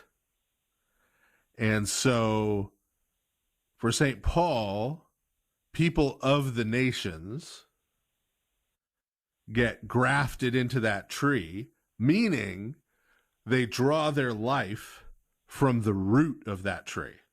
That's what it means to be grafted in. And they can now be called one people in one tree. That one people is named Israel still. But the branches, right? If you take a branch from one tree and graft it into another tree, the branch doesn't change and become whatever that tree is, right? So if that's a fruit-bearing branch, the fruit that it bears could be, in an actual tree, could be a different fruit than what the rest of the tree is bearing, right? It remains a branch of the tree it came from, but the branch draws its life from the root, the same root as the rest of the tree, right? So, but it remains whatever it was. And so for St. Paul, right, Israel is now constituted post-Second Pentecost of the remnant of Judah, with people from the nations grafted in, who nonetheless remain members of those nations. So they remain Greeks, they remain Syrians, Egyptians, right, whatever else they were, right? But they are now part of Israel. And the people of those nations are essentially, for St. Paul, replacing those tribes who are gone. And he's going to say that more or less explicitly at the end of what we're going to read in this half, even though a lot of people miss it when they read it because they don't know their Old Testament well enough.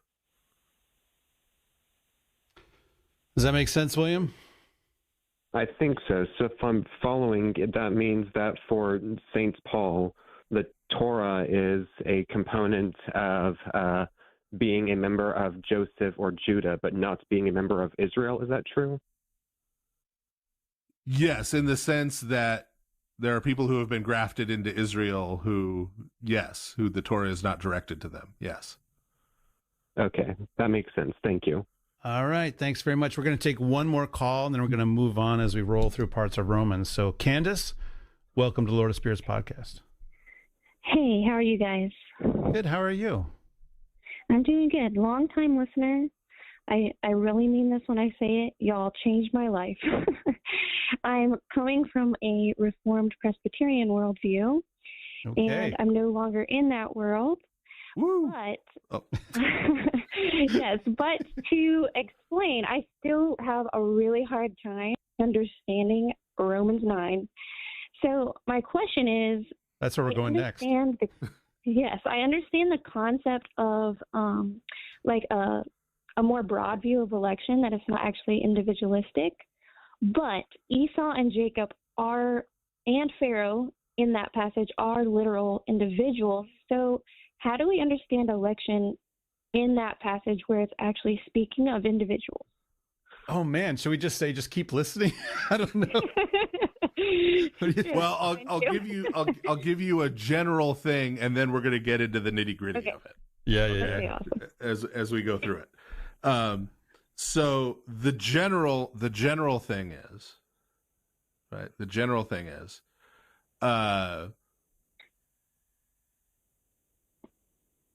St. Paul here is very specifically talking about the promises to Abraham,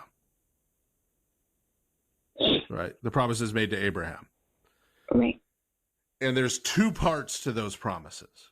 One of those parts is salvation, right? It is theosis. It is becoming like the stars of heaven, right? Yeah. But then the other piece is the land.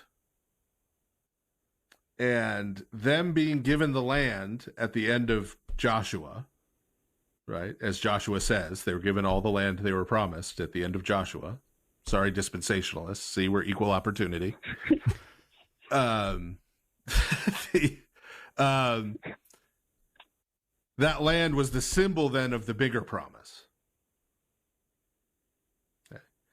And so what St. Paul is going to do in the case of Jacob and Esau is he's going back to Jacob and Esau, and he is going to talk about their relationship with those land promises. And he's going to use the relationship of Jacob and Esau's receiving the land promises to talk about then the receiving of the bigger promises. So St. Paul is in no way saying that Esau went to hell. So he didn't really hate him? Well, we're going to talk about what that means. Yeah. Right? It's actually we're going to talk about what that means. Right? Okay. But we'll get there. But key to everything we're going to do as we're going through these texts is that St. Paul is a person who had literally memorized the Torah in Hebrew, who was intimately acquainted with it, and he's writing to and arguing with and discussing with other people who are deeply, intimately acquainted with the Torah. So when he refers to Esau, these are people who know the whole story of Esau, right? From Genesis. Yeah. In all its detail, right? And I dare say most readers of Romans today are not as intimately acquainted, right? Sure. If you just read Genesis, there's nothing in there that would imply to you that Esau was a bad person, that he didn't worship God. In fact, he looks much more pious, forgiving, and loving than his brother. Right? So if St. Paul is all of a sudden coming out of the blue with, oh, by the way, this guy went to hell, right? That's not a very good argument, right? Like if I was trying to prove election to you, right? And I said, well, listen, right? I'll show you, right? I'll prove to you that election is real, right? Like, look at I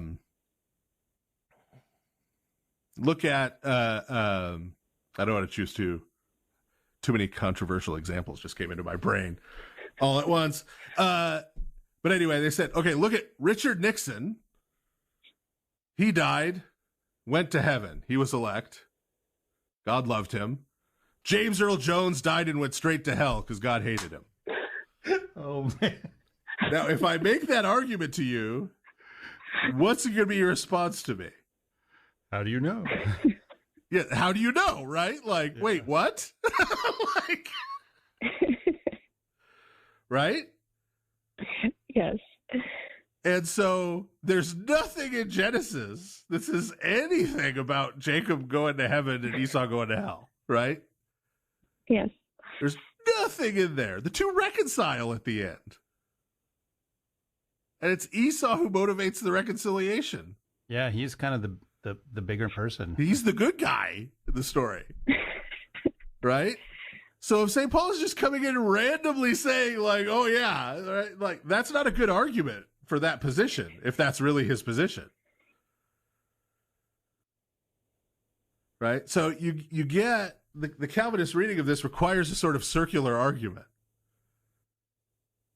Right? Where you say, well, wait a minute, right? St. Paul points out to show election that Jacob was elect and Esau was reprobate. And I say, well, how do you know Jacob was elected, Esau was reprobate? They say, well, St. Paul says in Romans 9 that Jacob was elected, Esau was reprobate. I'm like, well, that's just a circle, right? You're saying he's saying that because he says that, right? Like that's not an interpretation. Okay. But we're going to go through now and we'll hopefully show you a better way to read that makes more sense. Okay. Awesome. In the context and everything. Stay tuned. All right. Awesome. All right. Thank you guys. Thanks for calling, Candace. Although I do have my suspicions about James Earl Jones for reasons that you know and won't be clear to the audience. I know. It's a great story if you ever tell it to the world. I was shocked. I was like, justified. Yeah. Blood feud justified. Okay. Romans 9. Here we go. So remember, St. Paul now is he's answering this objection. You've just argued to us that the promises of God don't fail. But when we read the Hebrew Bible and the Old Testament, it sure looks like most of the descendants of Abraham, most of the Israelites didn't end up receiving those promises. What's up with that? Right. Yeah. Okay. So, all right. Romans chapter 9, starting with verse 1. I am speaking the truth in Christ. I am not lying. My conscience bears me witness in the Holy Spirit that I have great sorrow and unceasing anguish in my heart. For I could wish that I myself were accursed and cut off from Christ for the sake of my brothers, my kinsmen according to the flesh. They are Israelites, and to them belong the adoption, the glory, the covenants, the giving of the law, the worship, and the promises. To them belong the patriarchs, and from their race, according to the flesh, is the Christ, who is God over all, blessed forever. Amen. Okay. I was going to say, wait a second. I thought the idea that Christ is God was invented in the 4th century. Yes. Clearly. Well, he's God relatively, you see. Oh. Yeah. Overall. Well, you know. Anyway, sorry. That's not what this episode is about. I just had to point that out for everybody. Yeah. Paul certainly thinks he's God.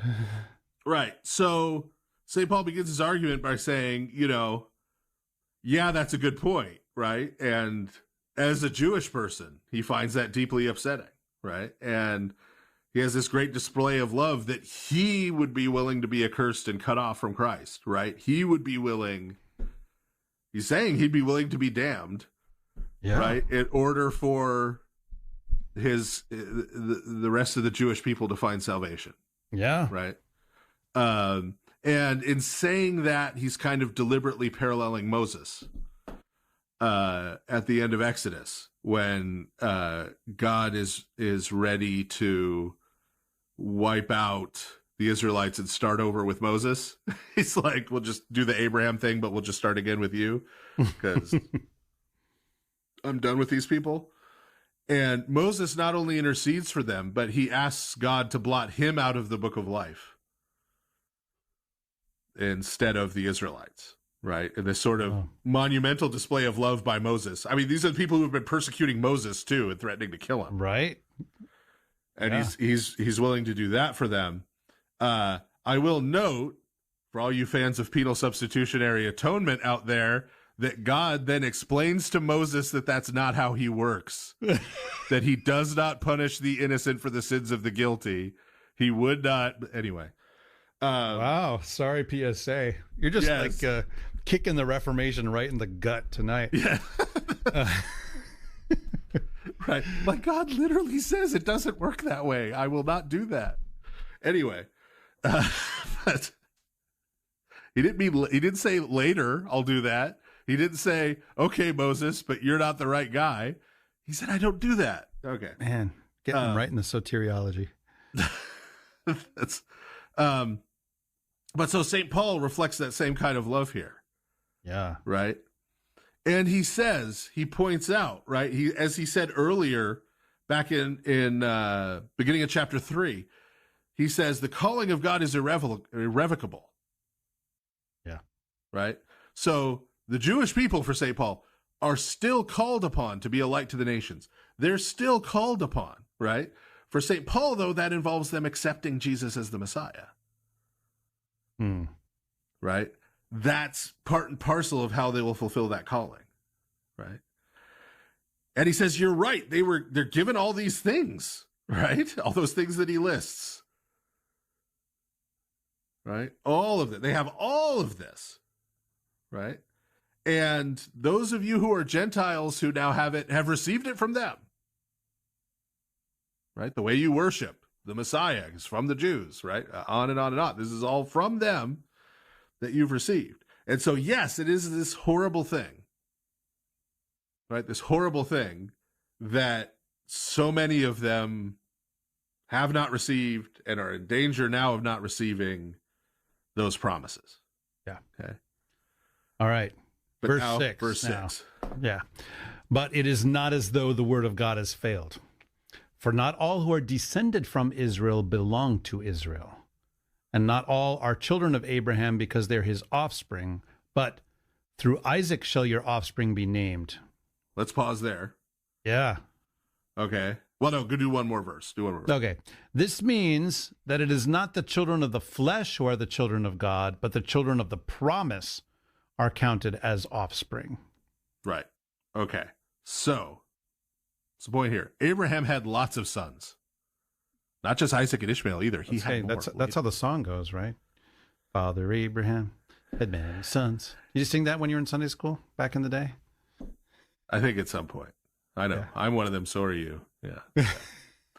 No, that's not what this is referring to at all. This is referring to literal. He had literal sons. Yes, right? lots of sons. Yeah. St. Paul is starting with the literal, right? He starts with the literal meaning of what's in the Torah, right? And then he's going to go from that. But he says, look, literally what's in there is he's got all these sons, right? But they aren't all recipients of the promise in the same way, right?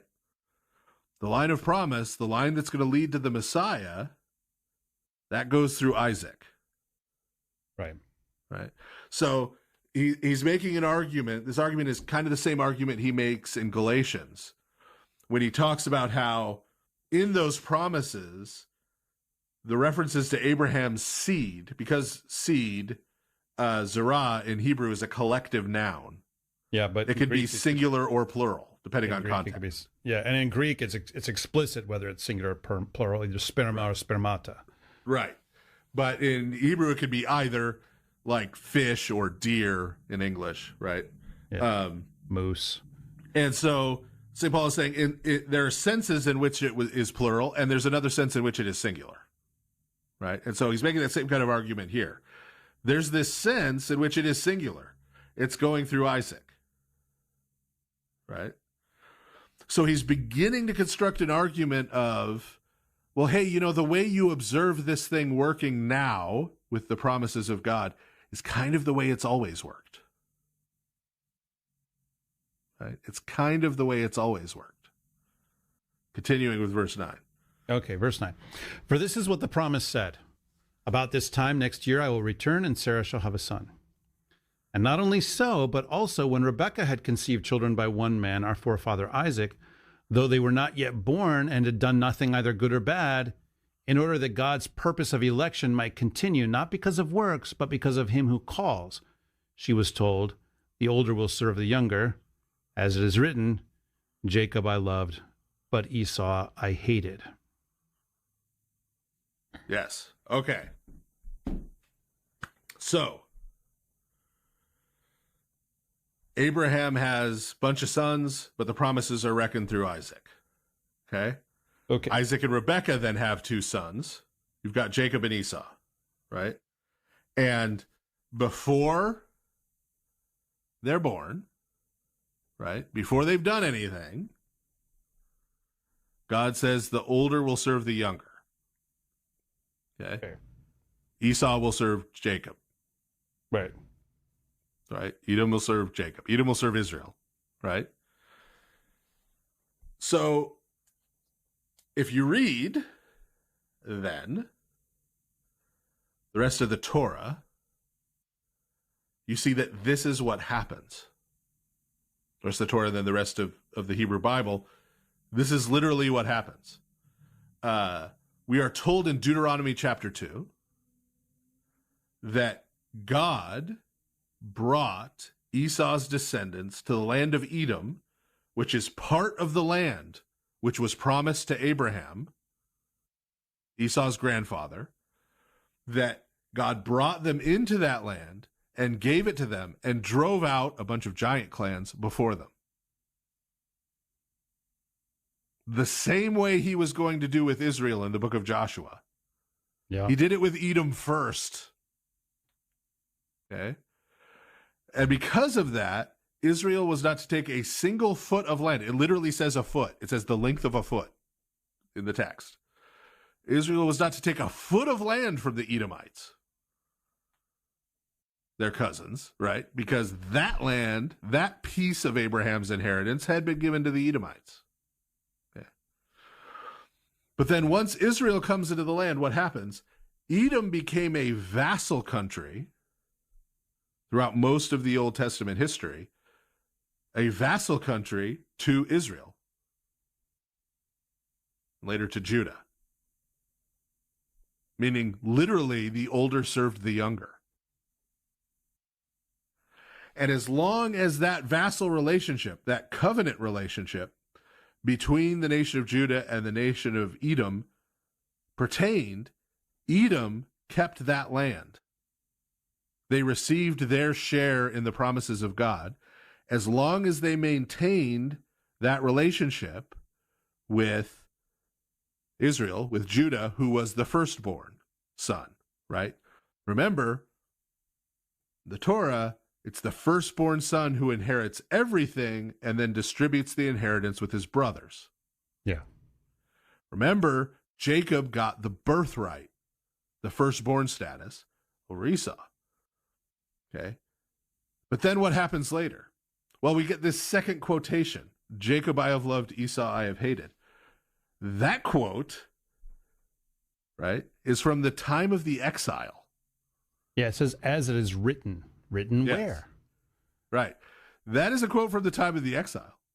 It is not a quote from before Jacob and Esau were born. Genesis does not say that God loved Jacob and hated Esau. This is said at the time of the exile because Edom had turned on and betrayed and attacked Judah while Judah was going into exile. Yeah, so these are about nations now, or Yes. tribes, or however you want to conceive of it, people groups. Jacob and Esau as individuals are long, long dead. Right. Because of that betrayal, because they didn't keep faith, because of their faithlessness toward their brother, Judah, the Edomites lost that land. They lost their share in the promises. Okay? So, knowing where this argument is going, knowing the argument that St. Paul makes, the same argument in Galatians, where is he going? The ultimate firstborn, who he calls the firstborn of all creation in Colossians, who inherits everything, who inherits all the promises of Abraham, according to Galatians, as Abraham's seed, is Christ. Yeah. So if any descendant of Abraham wants to receive a share of the promises from the firstborn, what do they have to do?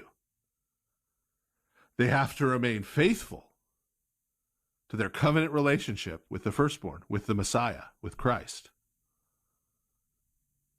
Right? So the Edomites, right, are no different for St. Paul than a faithless Jewish person. Right? It's faithfulness to the firstborn that gives you a share. Remember, firstborn among many brothers with whom he would share the inheritance. But you have to remain in fellowship with him. Also, I would point out, and I say this only because I have seen prominent Calvinists bang up and down, right, on this Jacob I have loved, Esau I have hated. Right? And they specifically bang up and down on the hated part. Right? It says hated. And hated doesn't mean loved less. Right? The word hated there, the verb mise in Greek, it means hated. Right? So it's saying God hated Esau. It doesn't mean loved less. It only means hate. If you're one of those Calvinists, allow me to direct you to Luke 14, verse 26, where Christ uses the same word, the same verb, when he says, if anyone comes to me and does not hate his father and mother, what? He is not worthy of me. Yeah. Like, you have to have rage against your mom and dad. Yes, that only means hate. Yeah. Our Lord wants us to hate our parents? No, it's like turn away from or, yeah. Well, and it can just mean love less. Right. Right? Which is clearly what Christ means by it. Yeah. You need to love your father and your mother, right? Honor your father and your mother, but hate your father and mother. But you can't love your father and your mother more than Christ. Right. That's exact. Yeah. Right? So anyway, that's just a side note. If you're a Calvinist, even if you don't agree with me, even if you come out of hearing all this and you're still a diehard Calvinist, stop making that dumb argument. That's about the verb to hate, okay? Because there are other people who will pull out that verse from Luke on you, right? If it hasn't happened already. All right, verse 14. All right, verse 14. What shall we say then? Is there injustice on God's part? By no means. For he says to Moses, I will have mercy on whom I have mercy, and I will have compassion on whom I have compassion. So then it depends not on human will or exertion, but on God who has mercy. For the scripture says to Pharaoh, for this very purpose I have raised you up, that I might show my power in you, and that my name might be proclaimed in all the earth. So then he has mercy on whomever he wills, and he hardens whomever he wills. Okay. So again, Pharaoh, not a good guy. Right? Very bad guy. We still aren't technically told in Exodus. I mean, he very clearly is a stand-in for the devil, but we're not actually told he goes to hell. Yeah. Right? His sort of eternal salvation is not in view. Right? But notice what the scripture St. Paul quotes says about Pharaoh. For this very purpose I have raised you up.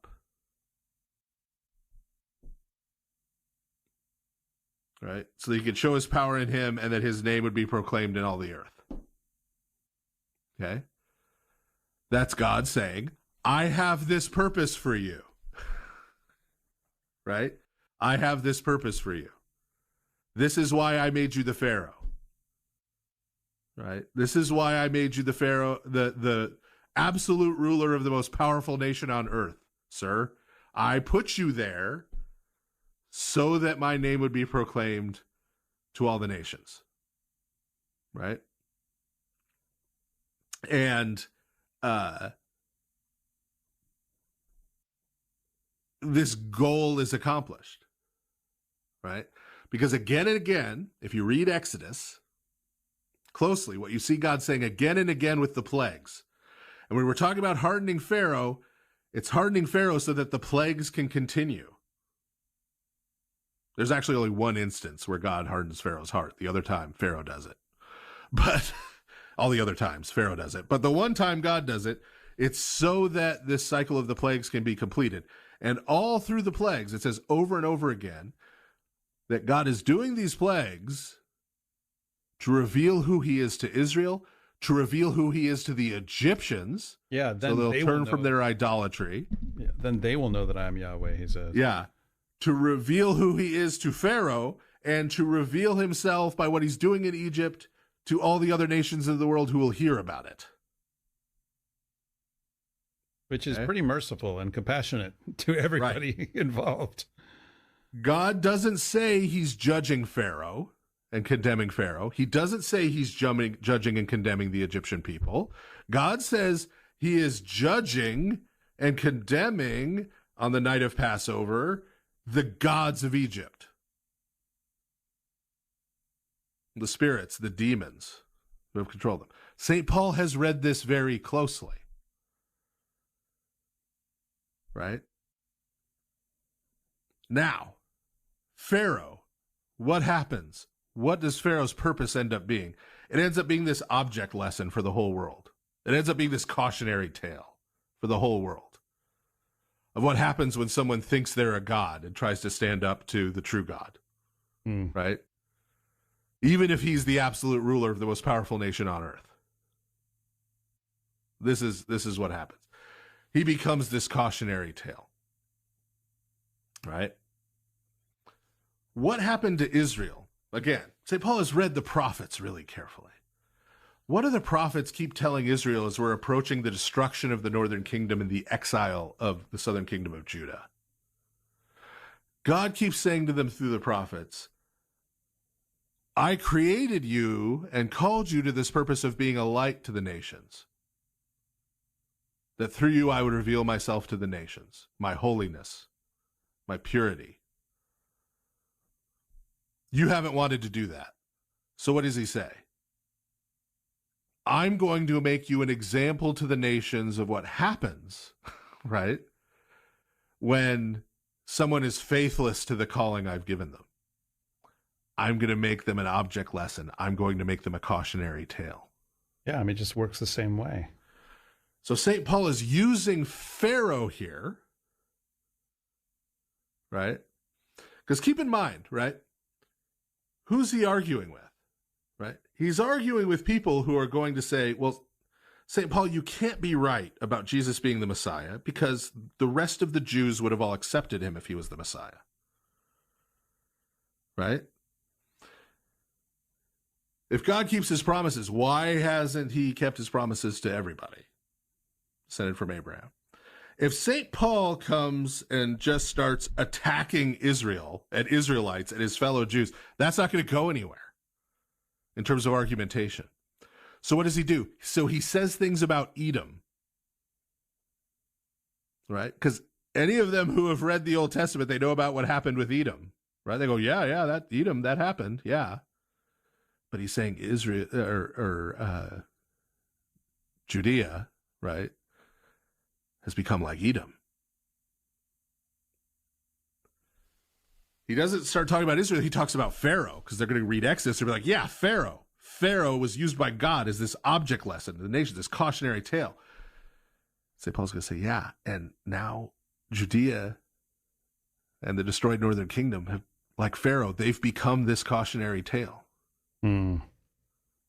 Right? in the purposes of God because they refused, right? And in both cases, it's faithlessness that brought this about. Right? So verse 19. All right. Continuing on through chapter 9 of Romans. You will say to me then, why does he still find fault? For who can resist his will? But who are you, O man, to answer back to God? Will what is molded say to its molder, why have you made me like this? Has the potter no right over the clay to make out of the same lump one vessel for honorable use and another for dishonorable use? What if God, desiring to show his wrath and to make known his power, has endured with much patience vessels of wrath prepared for destruction, in order to make known the riches of his glory for vessels of mercy, which he has prepared beforehand for glory, even us whom he has called, not from the Jews only, but also from the Gentiles? Okay, go ahead and stop there before we get to the quotes. So we've got the lumps for the two different kinds of vessels. Yeah. Right. Yeah, I mean, people read this and they say, see, this is God making, there are bad vessels and good vessels, and that's just the way that it is, and you're just clay. Who are you? Right. You know? So if you go to Jeremiah, if you're familiar with the prophets, see, again, you got to be really familiar with the Old Testament to understand what St. Paul's doing. You go back and read the Old Testament prophets, especially Jeremiah uses this analogy of the potter and the potter's vessels. It's talking about nations, not talking about individuals, number one. Okay. Number two, this translated there as a vessel for dishonorable use. This is a direct reference St. Paul is making to God saying, it's usually translated in English, Moab is my washpot. It literally means Moab is my toilet. Right. Moab. Right. So he created Israel for one purpose. He created Moab for a different purpose. Dang. Right. But again, what is St. Paul arguing about?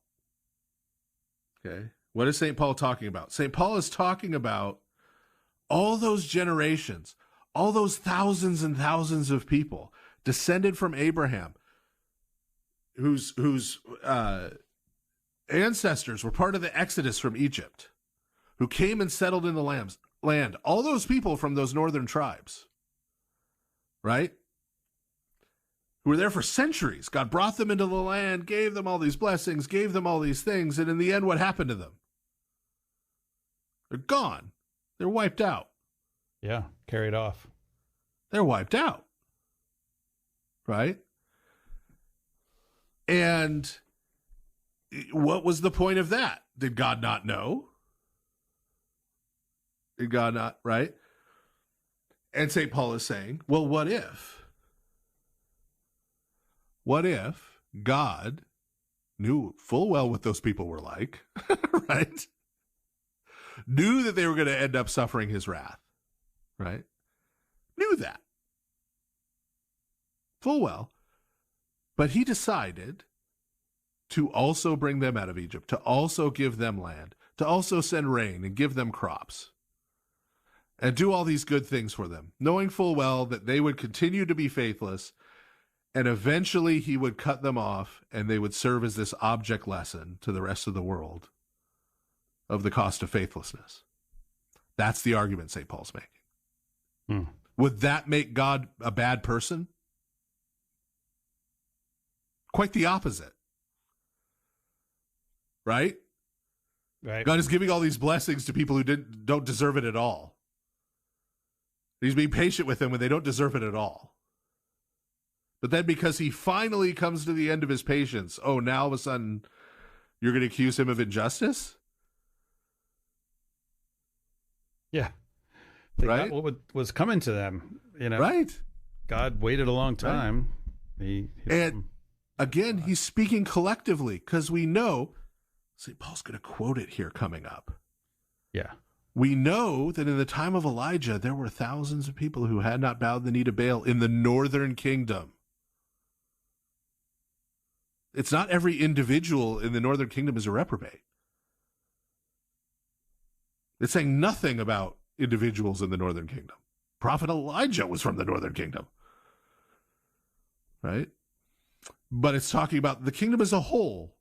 those people groups, those tribes, right? You're coming and saying, oh, God didn't keep his promises to them. And St. Paul's saying, oh, yeah, he did. That's right. He went above and beyond with them. Yeah. Before he ultimately used them for the use that he put them to. But until then, he gave them all kinds of undeserved kindness. Right? That's the argument St. Paul's making. Okay, now we get back to the Hosea. All right, rolling on. Verse 25. As indeed he says in Hosea, those who are not my people, I will call my people. And her who is not beloved, I will call beloved. And in the very place where it was said to them, you are not my people, there they will be called sons of the living God. And Isaiah cries out concerning Israel, though the number of the sons of Israel be as the sand of the sea, only a remnant of them will be saved. For the Lord will carry out his sentence upon the earth fully and without delay. And as Isaiah predicted, if the Lord of hosts had not left us offspring, we would have been like Sodom and become like Gomorrah. What shall we say then? The Gentiles who did not pursue righteousness have attained it, that is, a righteousness that is by faith, but that Israel who pursued a law that would lead to righteousness did not succeed in reaching that law. Why? Because they did not pursue it by faith, but as if it were based on works. They have stumbled over the stumbling stone, as it is written, behold, I am laying in Zion a stone of stumbling and a rock of offense, and whoever believes in him will not be put to shame. Right. So, most of that I think is kind of self-explanatory until we get to the end, right? Because then we get this, faith versus works thing. Yeah, it's faithfulness. Right. Yeah. So, first of all, notice St. Paul does not here contest that the law, the Torah, leads to righteousness. Yeah. He's acknowledging that it does. Right. But he's saying, so then why did we've got Gentiles, we've got people who, we got non-Jewish people, people from the nations who are receiving these promises, right? And we've got these Jewish people who had the Torah that leads to righteousness, right? Who haven't received those promises. How does that work? Right? And this is where he makes this contrast between pursuing it by faithfulness or pursuing it by works, specifically works of the Torah. We'll get into that in a second. But the key is, right, he says they have stumbled over the stumbling block, right? And then he has the quote, right? Who is the stumbling block? That's Christ. It's Christ. Yeah. Right? So the faithfulness he's talking about is faithfulness to the Messiah. Right? So the core of what he's saying here is they've rejected the Messiah. Right? They've rejected the Messiah. And since they've rejected the Messiah and he's the firstborn, think Jacob and Esau, think Isaac and his brothers, right? They've cut themselves off from receiving their share of the promises because he's the inheritor of the promises, right? But what is what they have done in rejecting the Messiah, right? Rather than receiving and being faithful to the Messiah and his commandments, they have sought it through the works of the Torah. Don't have super time to go into this right now. You can read Matthew Thomas's published dissertation, Paul and the Works of the Law. But the way everyone in the first 3 centuries of the church, literally everyone, thinks St. Paul means by works of the Torah, works of the law, is Jewish, the commandments that were specifically given to the Jewish people. Like circumcision, right? And kosher. Where did we start in chapter 9? We started in chapter 9 with not everyone who's descended from Abraham is really descended from Abraham. Right? He's referring back to arguments he made back in chapters 3, 4, and 5 about Abraham and his faithfulness. But not everyone descended from Abraham is descended from Abraham. right? But Isaac, right? And so everyone else needs to be faithful to Isaac. So the particular works he's talking about, the particular commandment keepings he's talking about is, well, I'm circumcised. I eat the Passover. I do these things. That makes me a child of Abraham. That means I receive a share of the promises. Right? By myself, apart from the Messiah. Right? I am a separate inheritor. St. Paul says it doesn't work that way. Right? Esau, it didn't work that way for Esau. Esau couldn't just claim a share of the promises apart from Jacob, because Jacob's the firstborn, he inherits everything. Esau was circumcised.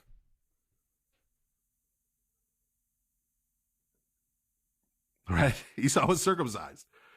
That didn't get him a share. He had to be in this relationship of faithfulness with his brother, who was the firstborn.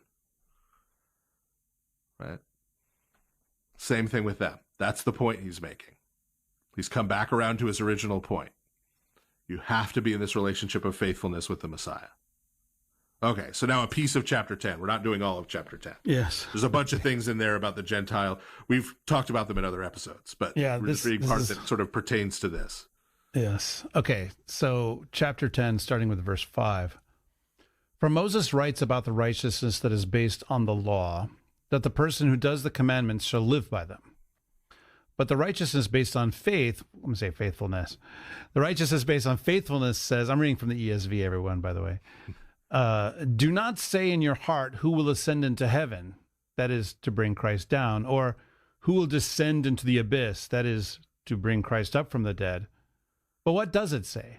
The word is near you, in your mouth and in your heart. That is the word of faithfulness that we proclaim. Because if you confess with your mouth that Jesus is Lord and believe in your heart that God raised him from the dead, you will be saved. For with the heart one believes and is justified, and with the mouth one confesses and is saved. For the scripture says, everyone who believes in him will not be put to shame, for there is no distinction between Jew and Greek. For the same Lord is Lord of all, bestowing his riches on all who call on him. For everyone who calls on the name of the Lord will be saved. Okay. So in verses 5 and 6, or actually 5 through 8, right? Yeah. Our 16th century German friend, Martin Luther, will croak from his grave that, oh, see, look, St. Paul is contrasting. Moses writes about this righteousness is based on the law, based on the Torah, that the person who does the commandments will live by them. But the righteousness based on faith says da-da-da-da-da, right? When St. Paul says in verse 6, but the righteousness based on faith, or faithfulness says, right? And then he quotes, he's quoting Deuteronomy. He's literally quoting Moses. This is not a contrast. Okay? That but that the English translators put there is confusing you. He says, Moses writes about the righteousness that is based on the law, that the person who does the commandments shall live by them. Right? And the righteousness based on faith says, because he's now going to quote Moses. It's both Moses. Yeah. It's Moses and Moses. St. Paul is not contrasting Moses with Moses. I assure you. Yeah. Be like Moses, not like Moses. That would be a pretty nutty thing to do as a Pharisee. Yeah. That doesn't make any sense, right? So, person who does the commandments lives by them. Yes. Yes. This is true. Right? And you know how I know for sure that that's true? Because 4 days ago now, 4 or 5 days ago, Sunday, is that 4 days ago or is that 5 days ago now? Anyway, time's a flat circle. I read Christ say exactly that. do these things and you will live. About commandments from the Torah. St. Paul is not contradicting Christ, right? And the righteousness that is based on faithfulness says, do not say in your heart, who will ascend into heaven, or who will descend into the abyss. The word is near you, in your mouth and in your heart. Deuteronomy. Right? And if you read that section, it continues to say, these things are not too hard for you. The whole point of what's being said in Deuteronomy is that being faithful to the commandments of God is not too hard for you. It's something you could do. I know Martin Luther and generations of Protestants since him have taken this and told you it means the exact opposite of what St. Paul is saying. Literally the opposite. They've said that he's contrasting Moses with Moses, and that the second Moses, he is reading to mean exactly the opposite of what it very clearly means in Deuteronomy. But that makes no sense. That is on the face wrong. There is no rational way to argue that that's what St. Paul is doing. There just isn't. Okay? And when St. Paul adds his interpretive comments, right, who will ascend into heaven, that is to bring Christ down, meaning we don't need someone to go up into heaven because Christ has come down from heaven to us. We don't need someone to descend into the abyss, into the depths of the earth, because Christ did descend into the depths of the earth when he died, and he rose again. Right? The word is near you, in your mouth and on your heart, the word of faithfulness. The word of Christ, the gospel. Right? We have it. And being faithful to it, being obedient to it, is not too hard for you. That's what St. Paul is saying. Right? Salvation is there. Right? And again, they've translated this, again, believe. It's be faithful. Yeah. It's be faithful. It's not just think something is true, right?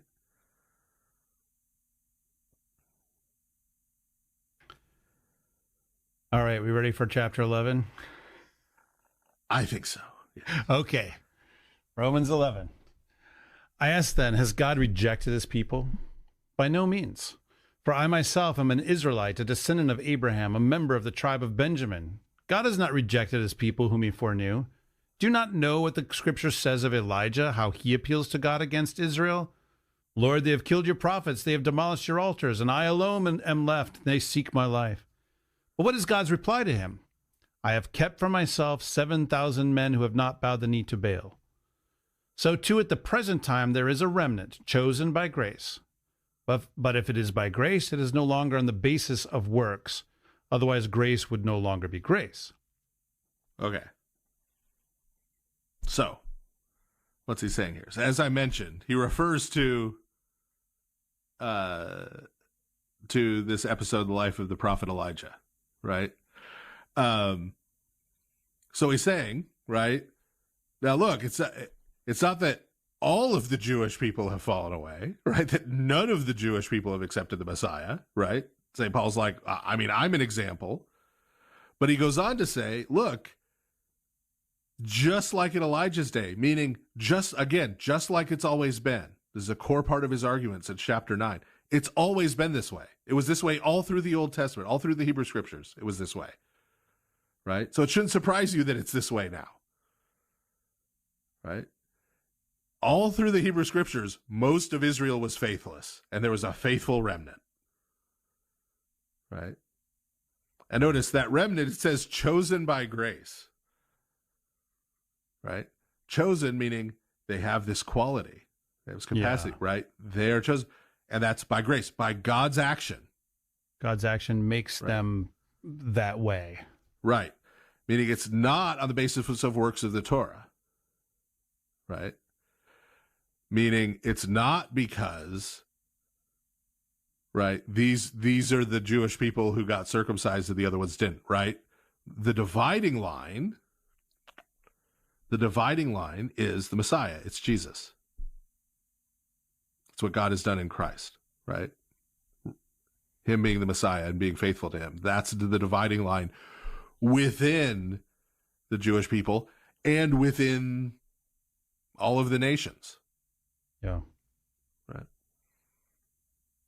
Verse 7. Okay. What then? Israel failed to obtain what it was seeking.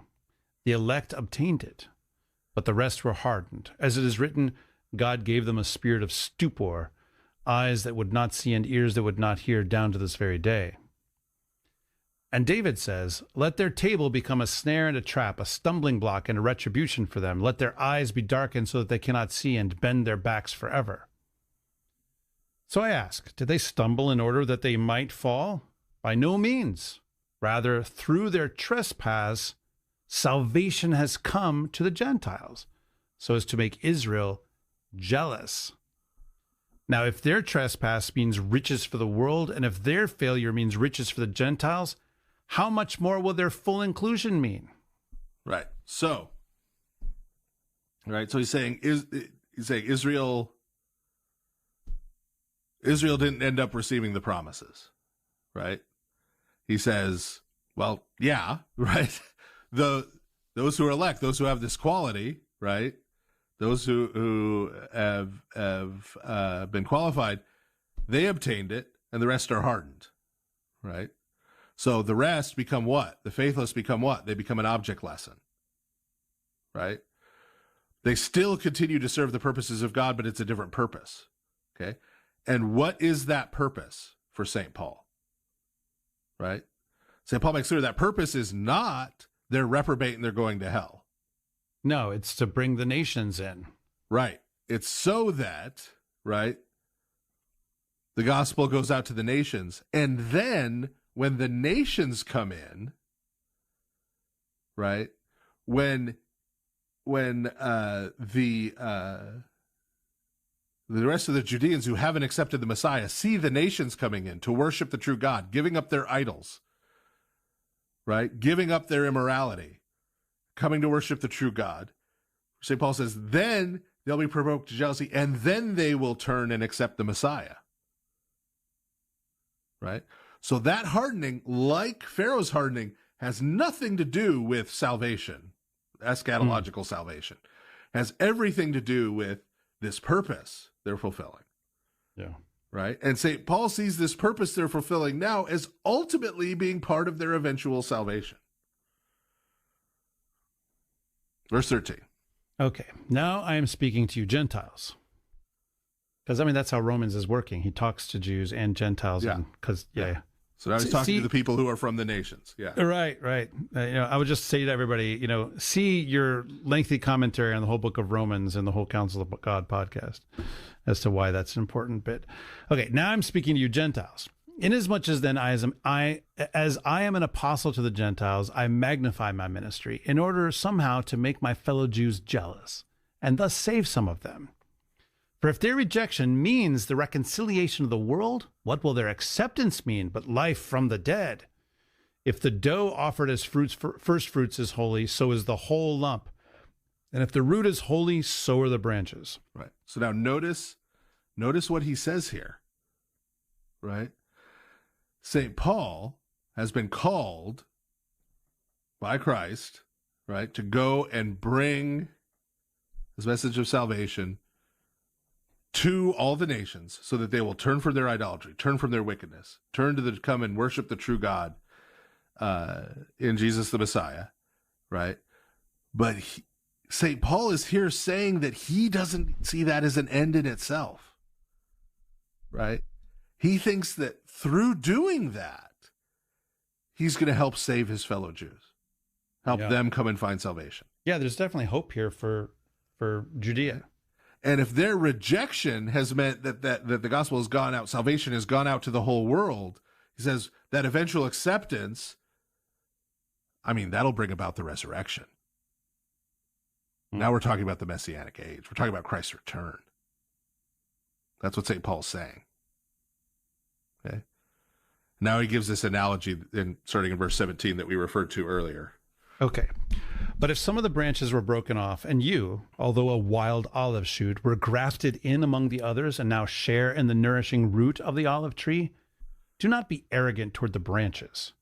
If you are, remember, it is not you who support the root, but the root that supports you.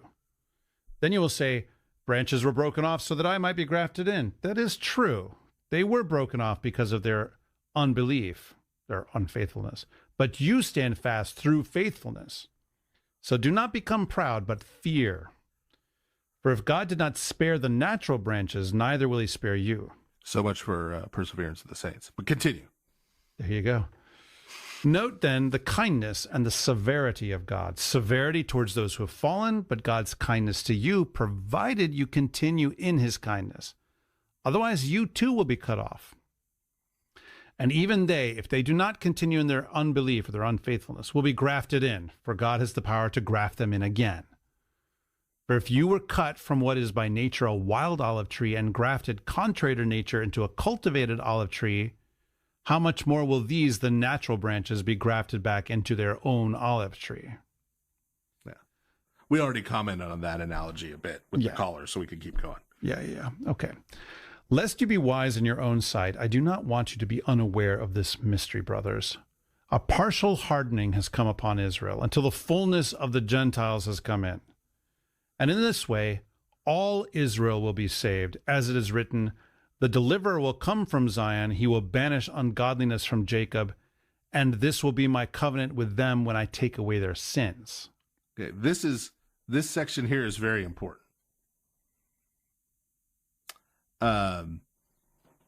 So there's this reference that St. Paul makes, until the fullness of the Gentiles has come in.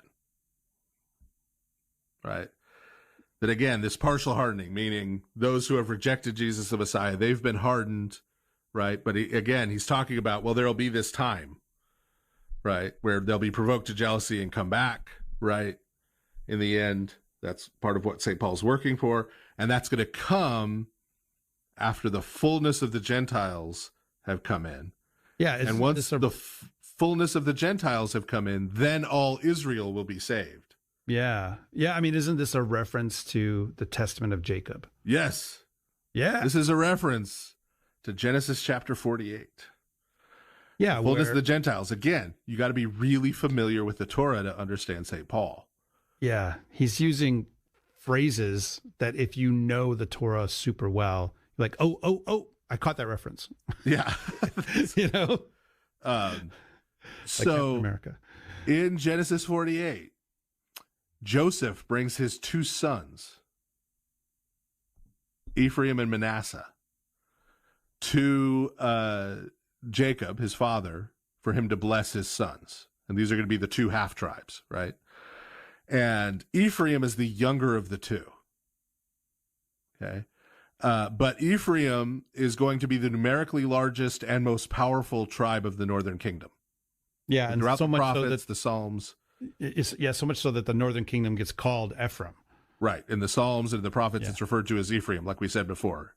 There's Ephraim and there's Judah, right? That's the way of referring to the two kingdoms.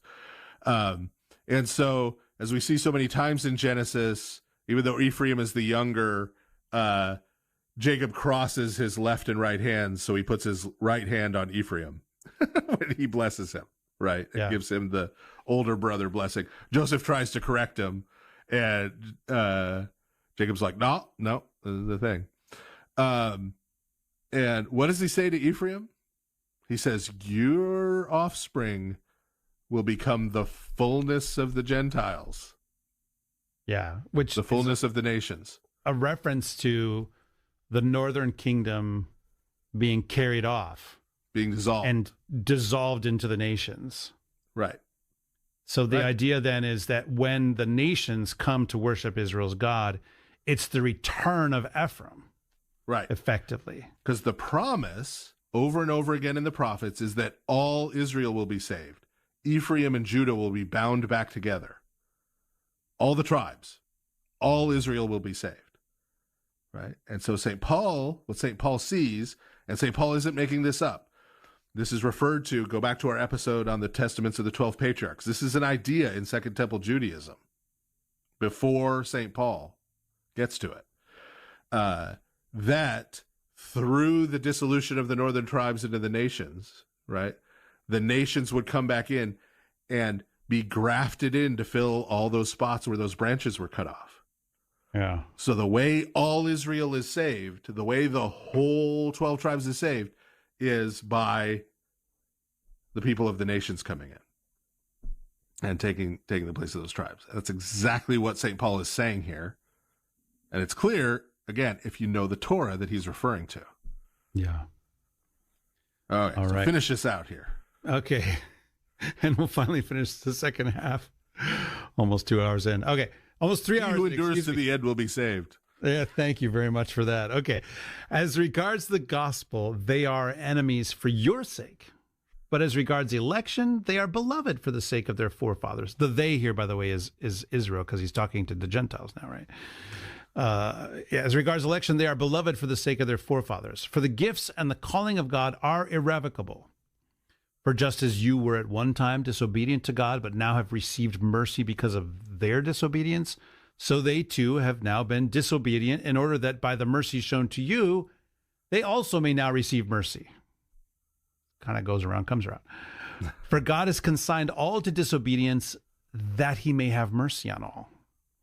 Oh, the depth of the riches and wisdom and knowledge of God. How unsearchable are his judgments, and how inscrutable his ways. For who has known the mind of the Lord, or who has been his counselor, or who has given a gift to him that he might be repaid? For from him, and through him, and to him are all things. To him be glory forever. Amen. Do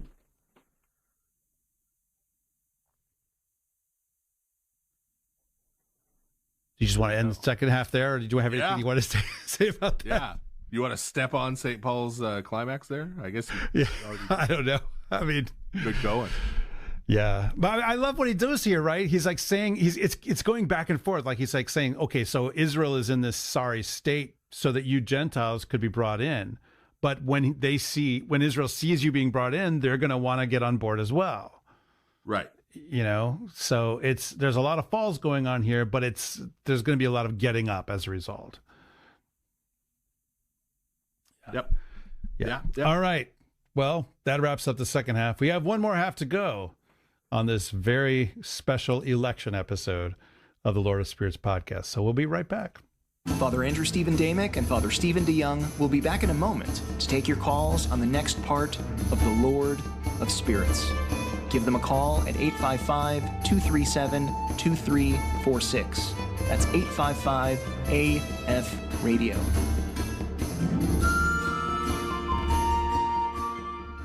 How do you explain the sacraments? It's easy to say they're mysteries that we have to take on faith or on the authority of tradition, but that is not how the early Christians understood them. To them, and to all ancient people, the idea that physical objects had spiritual power was very intuitive, whereas modern people tend to find this difficult, bizarre, or even unchristian.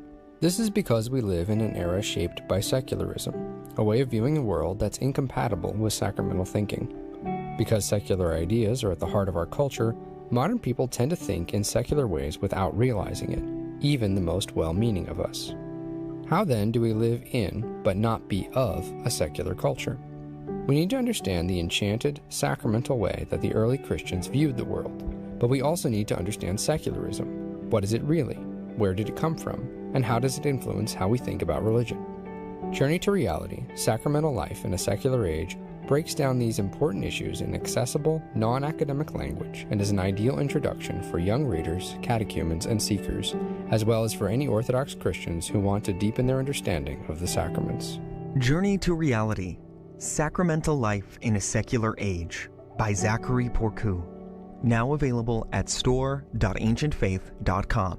Again, that is store.ancientfaith.com. We're back now with the Lord of Spirits, with Father Andrew Stephen Damick and Father Stephen DeYoung. If you have a question, call now at 855-237-2346. That's 855-AF-RADIO. So I know the voice of Steve just told you to call everybody, but we're actually closed down the phone lines simply because it has already been a nice beefy episode, and we have more to say. Cowardice. I know. It's true. What can I say? But it all comes down to, when does Father Andrew get to go to sleep? So you thought you were going to find out the results of the election and not have to stay up late?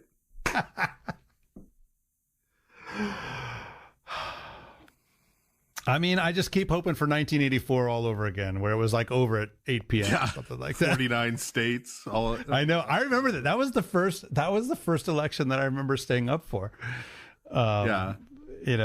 I remember as a little kid, just feeling really bad for Walter Mondale. I know. Like, oh, man. That's like, I mean, I was 9, but it was like, that's like getting, picked last for dodgeball. 50 times, well, 49 times. 49 times. Yeah. Like, poor guy. But Minnesota said, we want you, Walter Mondale. Like, we want you. He was the second best politician in the country at the time, but no respect. Wow. Whew. Yeah. Okay. Sorry, Calvinists. Yes, yeah. It's the thing. That has no connection to Walter Mondale, by the way. We're not implying that Walter Mondale was a Calvinist. I don't know what his theology or was. That Calvinists are in some way like Walter Mondale, or even that there are many Calvinists in Minnesota. I don't know. Many have voted. One was chosen. I don't know, but yes. No, this is just the episode where we just have to say that it's required in our contract to say that at the beginning of each half. So. Yes, we are being a little pugnacious.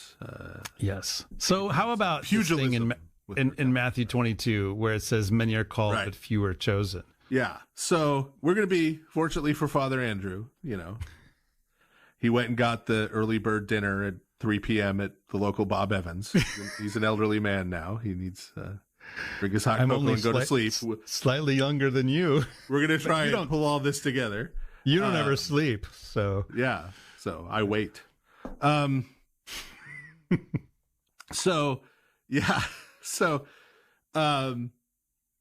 Yes, Matthew 22, verse 14 says, many are called, but few are chosen. Right. And what's interesting, and the reason we're bringing this up here now in our third half, is that if you go back to, and I know it's been a long time since we were at the beginning of the second half, but Romans 8:30, where it talks about those whom he predestined, he also called, those whom he called, he also justified, those whom he justified, he also glorified. If you look up patristic commentary on Romans 8, verse 30, the church fathers aren't concerned about any golden chains of redemption or any of that kind of stuff. Or predestinarianism. What they're concerned about is, wait, doesn't this contradict Matthew 20, verse 14, that many are called but few are chosen? Yeah. By the way, I just have to say, because I just had to look this up, Walter Mondale was in fact a Presbyterian. Wow. So it all comes together. Right. Sorry, Walter Mondale. About 1984 and your Calvinism. He was probably PCUSA, though. I mean, yeah, probably. I don't know. Are they really Calvinists? Are they really Calvinists? At some point, they might have been. I don't know. Not anymore. That's for sure. Or actually, he was probably most of his life. He's probably United Presbyterian before they got back together. But I think his dad was a Methodist minister, apparently. So. Oh well, then yeah, definitely, yeah, yeah, definitely. Anyway, okay, sorry. I know. I just had to look that up. Like, what religion was Walter Mondale? I wonder if him joining a Calvinist denomination after having a Wesleyan dad was like youthful rebellion in Minnesota. Oh, son, I'll show you. I'm going to become a Presbyterian. Dang Arminian. Anyway, okay. So yeah, the fathers, when they're really Romans 8:30, right? Because of course, as we said, they're reading it, frankly, the way we did at the beginning of chapter 2, and saying, well, St. Paul's saying if he does one of these things, he does all of these things, right? And this says if he calls you, he does all these things. But Matthew 22:14 says, many are called, but few are chosen. that makes it sound like you could be called by God and he doesn't do those other things, right? Isn't that a contradiction? But here's what they point out.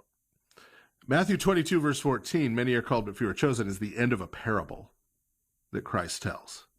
Yeah. In the preceding verses of Matthew 22, parable of the wedding banquet with the guy who shows up without a wedding garment. Right. Yep. And so, right, many are called, meaning lots and lots of people were invited to the wedding. This guy shows up without the garment. Right. He's not chosen. Yeah. Right? The parable doesn't go that the king who offers the banquet goes around to all his wedding guests and says, I choose you, I choose you, I choose you, I don't choose you, guy without a wedding garment. Yeah. No. or even show me your invitation. Like some of you showed up uninvited. Right. No, that was I only chose to invite some of you. Yeah. Yeah, it was a choice. You know, if there's choosing going on, it's the guy who showed up without the garment who made that choice. Right. But he doesn't have this status of chosen. And chosen here has to do with showing up in the wedding garment, meaning it's an issue of qualification. Yeah. It's an issue of having qualified yourself, right? In terms of that call, right? So the call was what? You are invited to a wedding feast. What is the faithful way to answer that call? To go and purchase a wedding garment, put it on, and arrive in a timely manner to the wedding feast. Yeah. Right? So he's faithless. He doesn't do what he was supposed to do.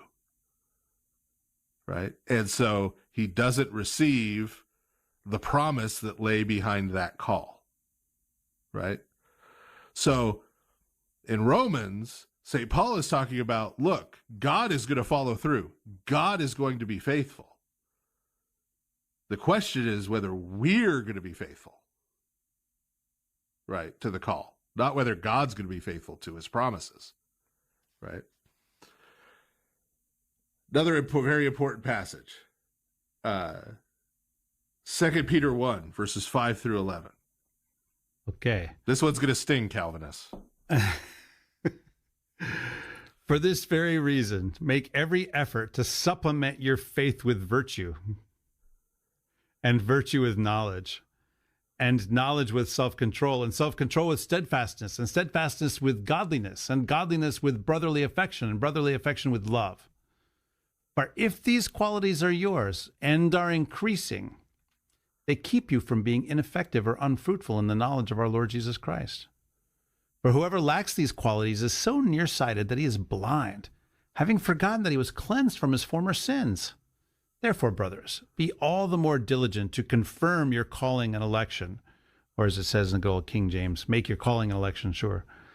For if you practice these qualities, you will never fail. For in this way, there will be richly provided for you an entrance into the eternal kingdom of our Lord and Savior Jesus Christ. Right. Yeah, it's interesting that he says, if you do this, that's going to give you the entrance. Yes. This is not about what happens after you're in. Yeah. Yeah. This is about entering into the kingdom. Right? So if you want to enter into the kingdom, right, that's the promise. Right? You've been called to. That's what you've been called to. You've been called to the kingdom of God. So in order to receive that promise, you have to make your calling and election sure. That means your election isn't sure. Yeah. It isn't certain. This is the Bible. That's what it says. Yeah, you got to work out your salvation with fear and trembling. It isn't sure. Okay? And this is not about, as I've heard certain Calvinists, and this is a bad argument, so don't make this argument, Calvinists, but I've heard some people say this. This is not about making you sure about your salvation. Yeah, I just don't feel sure. Because it doesn't say that. It doesn't. This is not psychology.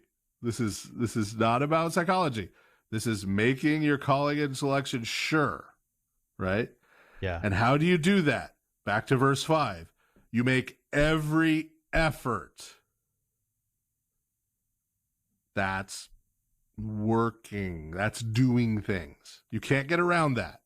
Make every effort to supplement your faithfulness with virtue and virtue with knowledge. Each of these things. Because if you have those qualities, which you gain those qualities, those qualifications that constitute your election, and make it sure you gain those qualities through effort. If you have them through that effort, and if they're increasing through that effort, they keep you from being ineffectual or unfruitful. And therefore, your calling and election is made sure, and you gain an entrance into the kingdom of the Lord Jesus Christ. That's what St. Peter says there. That's simply what it says. Yep. Okay. Now, I know, right? I know. There are some Calvinist folks out there who will come and say, that's a really hard passage. It's really unclear. We need to interpret the unclear passages like this based on the clear passages. And I'm going to say the clear passages like what? Like Romans 9, we just went through that. Romans 8, 10, 11. Right? The passages you typically say are clear don't clearly say what you need them to say. And therefore, you can't sort of use them to try and jimmy and squelch what this one clearly says, because this text is actually really clear. The difference between clear and difficult is not agrees with me versus disagrees with me. Oh, man. Right? So the issue here, right, is about qualifying or not qualifying. Through the acquisition of virtue, through the acquisition of the Holy Spirit, which is done through faithfulness, which includes effort. So Israel historically, the story of the Hebrew Bible, the story of the Old Testament, is that Israel proved, by and large, not everyone, right? Now, again, we're not talking about every individual, because there's this remnant always in every generation. Great saints of the Old Covenant. But on the whole, the nation of Israel was unfaithful and failed to live up to its calling, to serve as a light to the nations. But St. Paul says that calling remains, because the calling's irrevocable. So we heard at the end of Romans 11, right? The nations have been called to worship the true God, right? That's a calling that comes out of Israel. Salvation is from the Jews, as Jesus says, right? But now the church, constituted primarily of Gentiles, has an inverse calling to Israel's original calling. We're now called to provoke the Jewish people to jealousy, to get them to return to God's Messiah. Yeah. What does that mean? That means Jewish people should look at their Christian friends and neighbors, see the holiness we practice, see the righteousness we practice. So we've given up evil things, see how we follow the true God, and that should inspire them to accept Jesus as their Messiah. Allow me to say that collectively, if we're talking about everyone in history who has called themselves a Christian, we haven't done that. Yeah. Right? Your average Jewish person, if they go back through history and look at people who have called themselves Christians and the way they've acted, not just toward Jewish people, but just in general, right, would not be awestruck by our holiness and kindness and gentleness and love. Oh. Okay? Now, obviously, we can only control ourselves and our own communities, right, in our own, right? But this is, and beyond just the question of the Jewish people, I mean, that's the context in which St. Paul's talking about it in Romans, right? So that's why we refer to it here. But in general, right, this is, I have people all the time who come and join the Orthodox Church, and they have family members, sometimes their spouse, right? Sometimes older children of theirs, other family members, right? Who sometimes they're antagonistic to the Orthodox Church. Sometimes they're just not interested. Sometimes they have qualms. Whatever their relationship is, they're not ready to join likewise, right? And what I tell all those people when they're joining the Orthodox Church is, all of those other people in your life are going to be looking at you. And they're going to see how you live and what you do. and if and how being part of the Orthodox Church changes your life. What kind of holiness, what kind of fruit it brings out in you. And if they see good fruit there, if they see these good things happening for you, that will draw them into the church. Not you arguing with them, not you sending them memes, right? Them seeing you living a Christian life, right?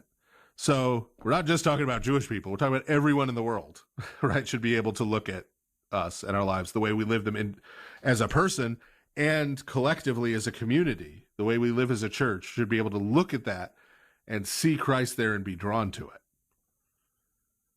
right? That's our calling. It's kind of our calling as Israel. Right? And so for St. Paul, the way we find salvation, it's not just St. Paul. This is all of the apostles, all of the New Testament writers, right? This is really very simple. It's not really that hard, right?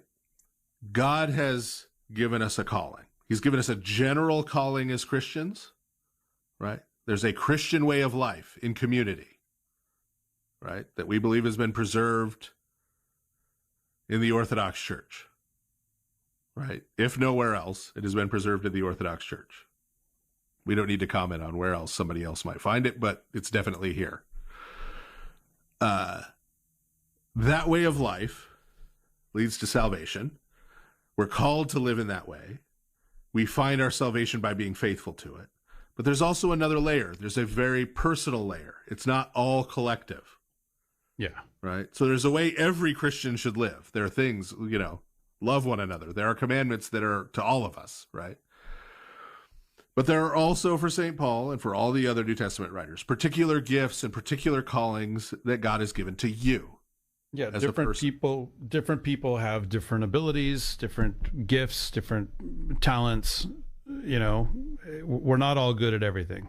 Yeah. And so we're called to fill different roles in our families, in our communities, in our parish communities, church communities, right? We're called to different roles based on having these different gifts, right? And spiritual gifts are not about babbling incoherently or jumping up and down or working miracles or predicting the future. Okay, yeah. Spiritual gifts are, according to the Bible, more about some people being able to paint icons, some people being able to teach, some people being good at cleaning. Yeah, administration. Some people being good at sewing things for the church. Some people being good at baking bread for the Eucharist. Some people, right, being good at preparing food for the community to eat and have fellowship, right? All kinds of things, right? I'm really blessed in my parish in that I have a bunch of people who have trades who could do things like electric and plumbing and things, right? That's a spiritual gift too, right? That you can offer back to God, right, in the Spirit. And so we find salvation, very simply, by being faithful to those callings in our life. And we risk salvation. We risk that when we're faithless to that calling, when we abandon that calling that God has given us. It's really that simple.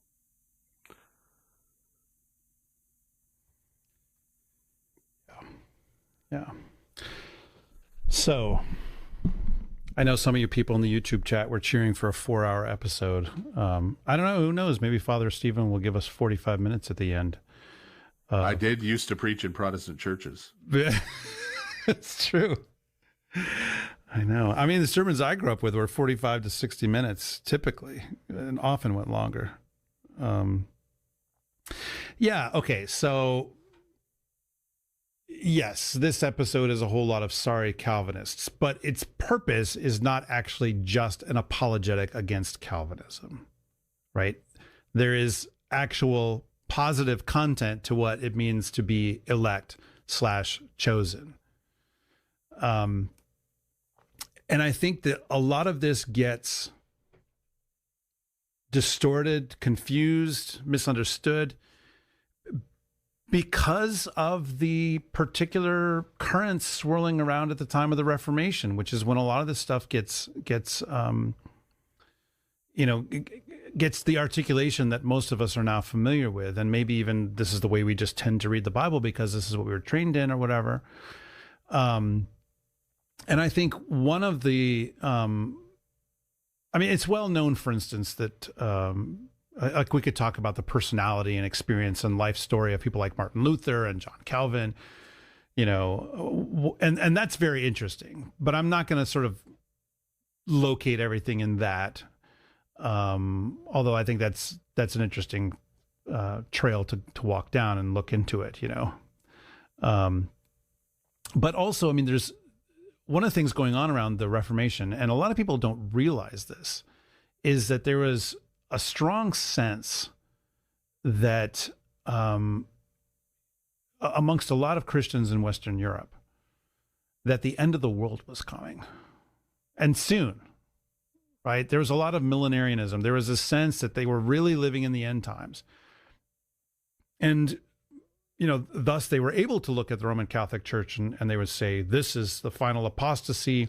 The Pope is the Antichrist. And by that, they didn't just mean that all popes are antichrists, but like they actually believed like he was the last one. This was it.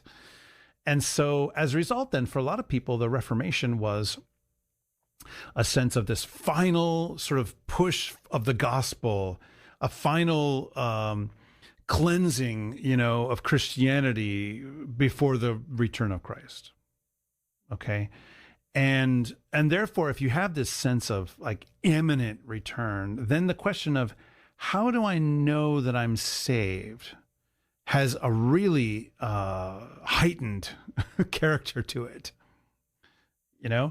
And if you do have a neurotic personality, which I'm going to go ahead and say that Martin Luther seemed to have one, then, you might do things like go to confession multiple times a day and agonize over whether you truly are saved, which he did. But he's not the only one who has those kinds of feelings. With that sense that the world is ending, and then a lot of very, very heightened emotional states can come around, and then that can have theological ramifications, especially if you happen to have a bunch of political rulers willing to give you space to explore other kinds of theology than the ones that had been dominant for centuries in your region, right? So what does that have to do with us today? Well, there are a lot of people that feel like we're in the end times, right? We did a whole series of episodes on eschatology. If you haven't listened to them, well, spoiler alert, we've been in the end times for 2,000 years. So, I'm not saying this isn't the end of the end. Who knows? I might not wake up tomorrow. It might be the end of the world. It might be just the end of my world. I don't know. Eschatology is always nearby. We're always participating in that, in the end of the world in one way or another. But I think there is a sense that a lot of people have now that like, okay, this is really bad, the way that the world is right now.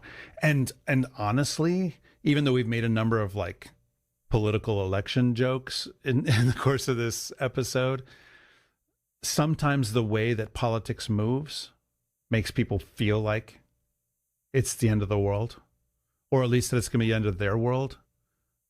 I'm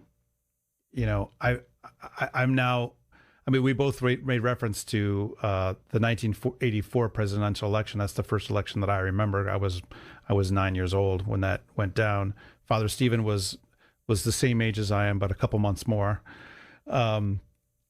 And so I remember a lot of elections, and especially I remember a number for a while. There are people that feel like, oh, the Antichrist just got elected. Literally, I recall for the last 5 or 6 presidential elections, people saying that,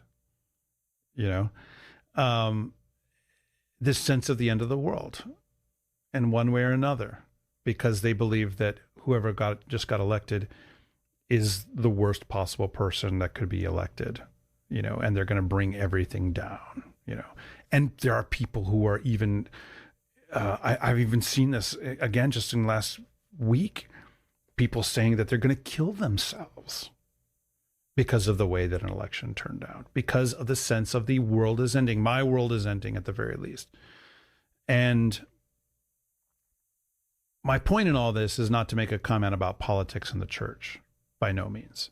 Although, honestly, I think we need to hold all of these things going on in the world a lot more lightly. That doesn't mean they're not serious. They are serious.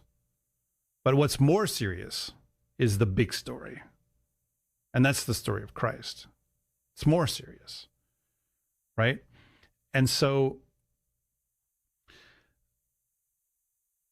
this question of how do I know that I am saved? This is it is a kind of a neurotic question, right? I'm not saying it's bad to ask that question, but it especially if you keep returning to it and you obsess over it and you need to come up with a system for it, then it is kind of a neurotic thing to focus on, to make the definition of your theology, for instance. It would be like a husband and wife where every day, let's say I go to my wife every day and say, okay, I need you to tell me again that you're not going to divorce me. And how do I know I'm not going to divorce you? I mean, what does that do to a marriage when that's what it's about? It's not in good shape, that relationship, right? So what does it come down to? It comes down to what St. Paul says it comes down to. It comes down to faithfulness. Faithfulness, right? Not absolute mental certainty. Faithfulness, like this is my life, the life in Christ, right? It is a way of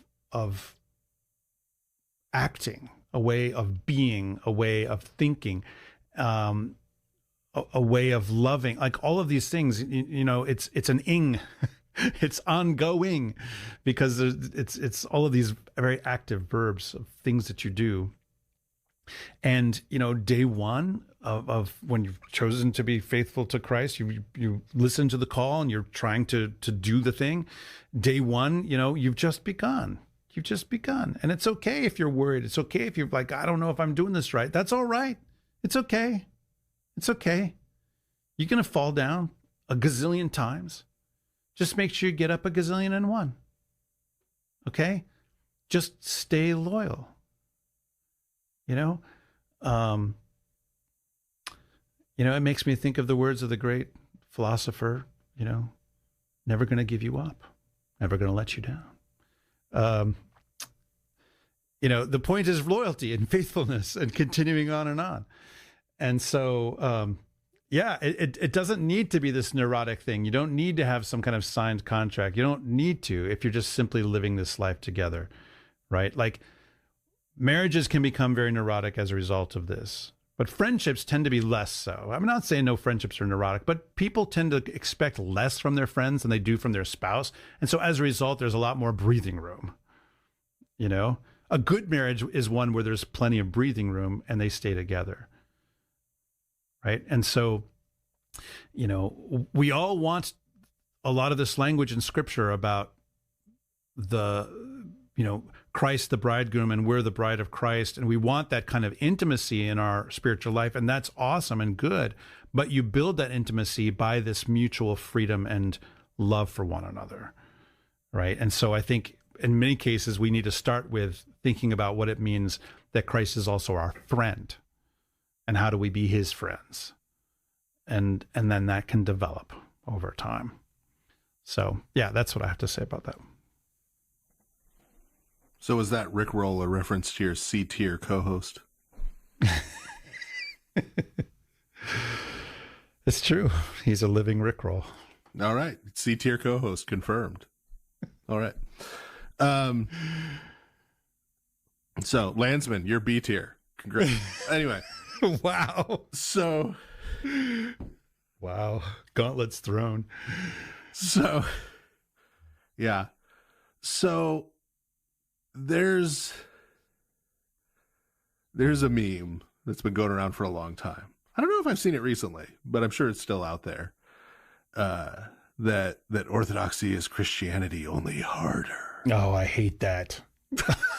I hate that. I'm sorry. I just had to jump in and say I hate that. Well, that's revenge for that Aquinas thing earlier. Oh, okay. Thank you. So there is some truth to it in that, right? Of course, Christ says, broad is the way and easy is the path that leads to destruction, right? Narrow is the way and straight is the path that leads to life, right? But I think sometimes, rather than taking that or hearing that meme about Orthodox Christianity and being sort of challenged by it in a way that's sort of invigorating and challenging, and let's rise to the occasion, let's take our faith seriously, let's make every effort, as St. Peter says, right? Let's get down to business. I think a lot of the time we just kind of go, man, this is hard. This is too hard. Right? And we put in front of ourselves as examples of faithfulness, even if we're like a married person, especially you married folks with kids, and you put in front of yourself as your image of the Christian you're supposed to be, like a sainted monastic who's living a different kind of life than yours, who had a different calling from God than you have. And we look at, because we've chosen that particular model, we compare ourselves to it and just constantly see our deficiency. Right? And just constantly see like how far away we are from where we should be. When that shows us our sins, it's good. But what makes it good is not that we wallow in our sins or feel guilty or feel bad. Guilt is worthless. Like most emotions. I know I'm Gen X, but still. The reason seeing our sins is good is that we can repent of them. We can isolate them. We can go to war with them. We can do better. Again, we can be spurred on to try and do better, to try to fix what we've broken, to try to be healed and to help with the healing of others. Right? So I want to come back to what St. Paul quoted, which is in Deuteronomy. And in Deuteronomy, it's talking about the whole Torah. The whole Torah. All those commandments, hundreds of commandments. God says what? Do not say who will go up into heaven, who will go down into the abyss. It's not far from you. It's in your mouth. It's on your heart. It's not too hard for you. Right? God wants us to find salvation. He loves you. He wants you to find salvation. He does not want you to perish. He is not trying to make it difficult on you. He is not trying to weed you out of the kingdom. He's not trying to make sure you don't make it. He wants you to make it. Because he wants you to make it, because he loves you, he's given you everything you need to work out your salvation. You have everything you need. Okay. We just need to start exerting every effort. We just need to start working toward it. And the reason we're able to do that, the reason we're able to go through whatever suffering and difficulty and hardship we're going through and press on and keep making that effort, is that we know what St. Paul also told us that we read tonight. Right? That regardless of that, God is going to be faithful. God is going to finish what he started in us if we remain faithful.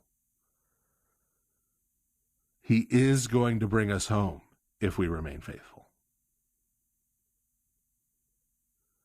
He will continue to provide us with what we need.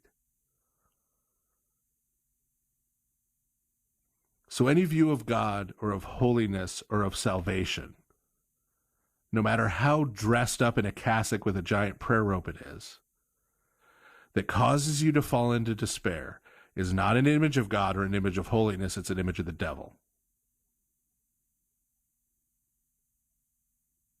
Because it's an image of condemnation directed toward you. It's an image of discouragement directed toward you. Okay? It's trying to bring you down into despondency. That's not from God.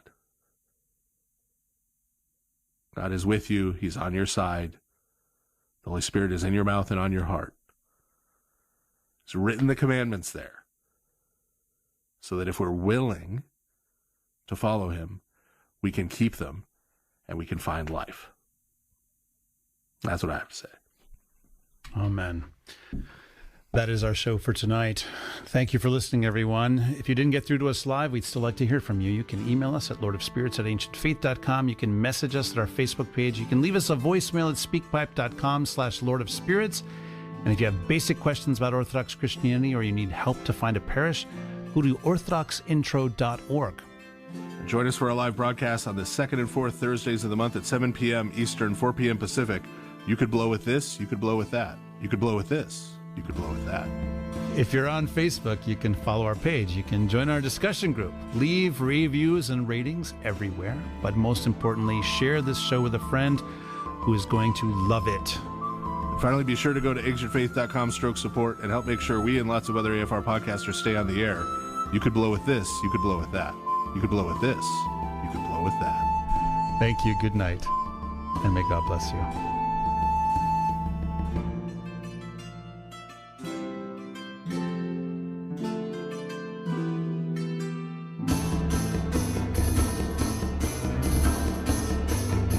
You've been listening to The Lord of Spirits with Orthodox Christian priests, Father Andrew Stephen Damick and Father Stephen DeYoung, a listener-supported presentation of Ancient Faith Radio. And I beheld, and I heard the voice of many angels round about the throne, and the beasts, and the elders, and the number of them was 10,000 times 10,000, and thousands of thousands, saying with a loud voice, Worthy is the Lamb that was slain to receive power, and riches, and wisdom, and strength, and honor, and glory, and blessing. Revelation chapter 5, verses 11 through 12.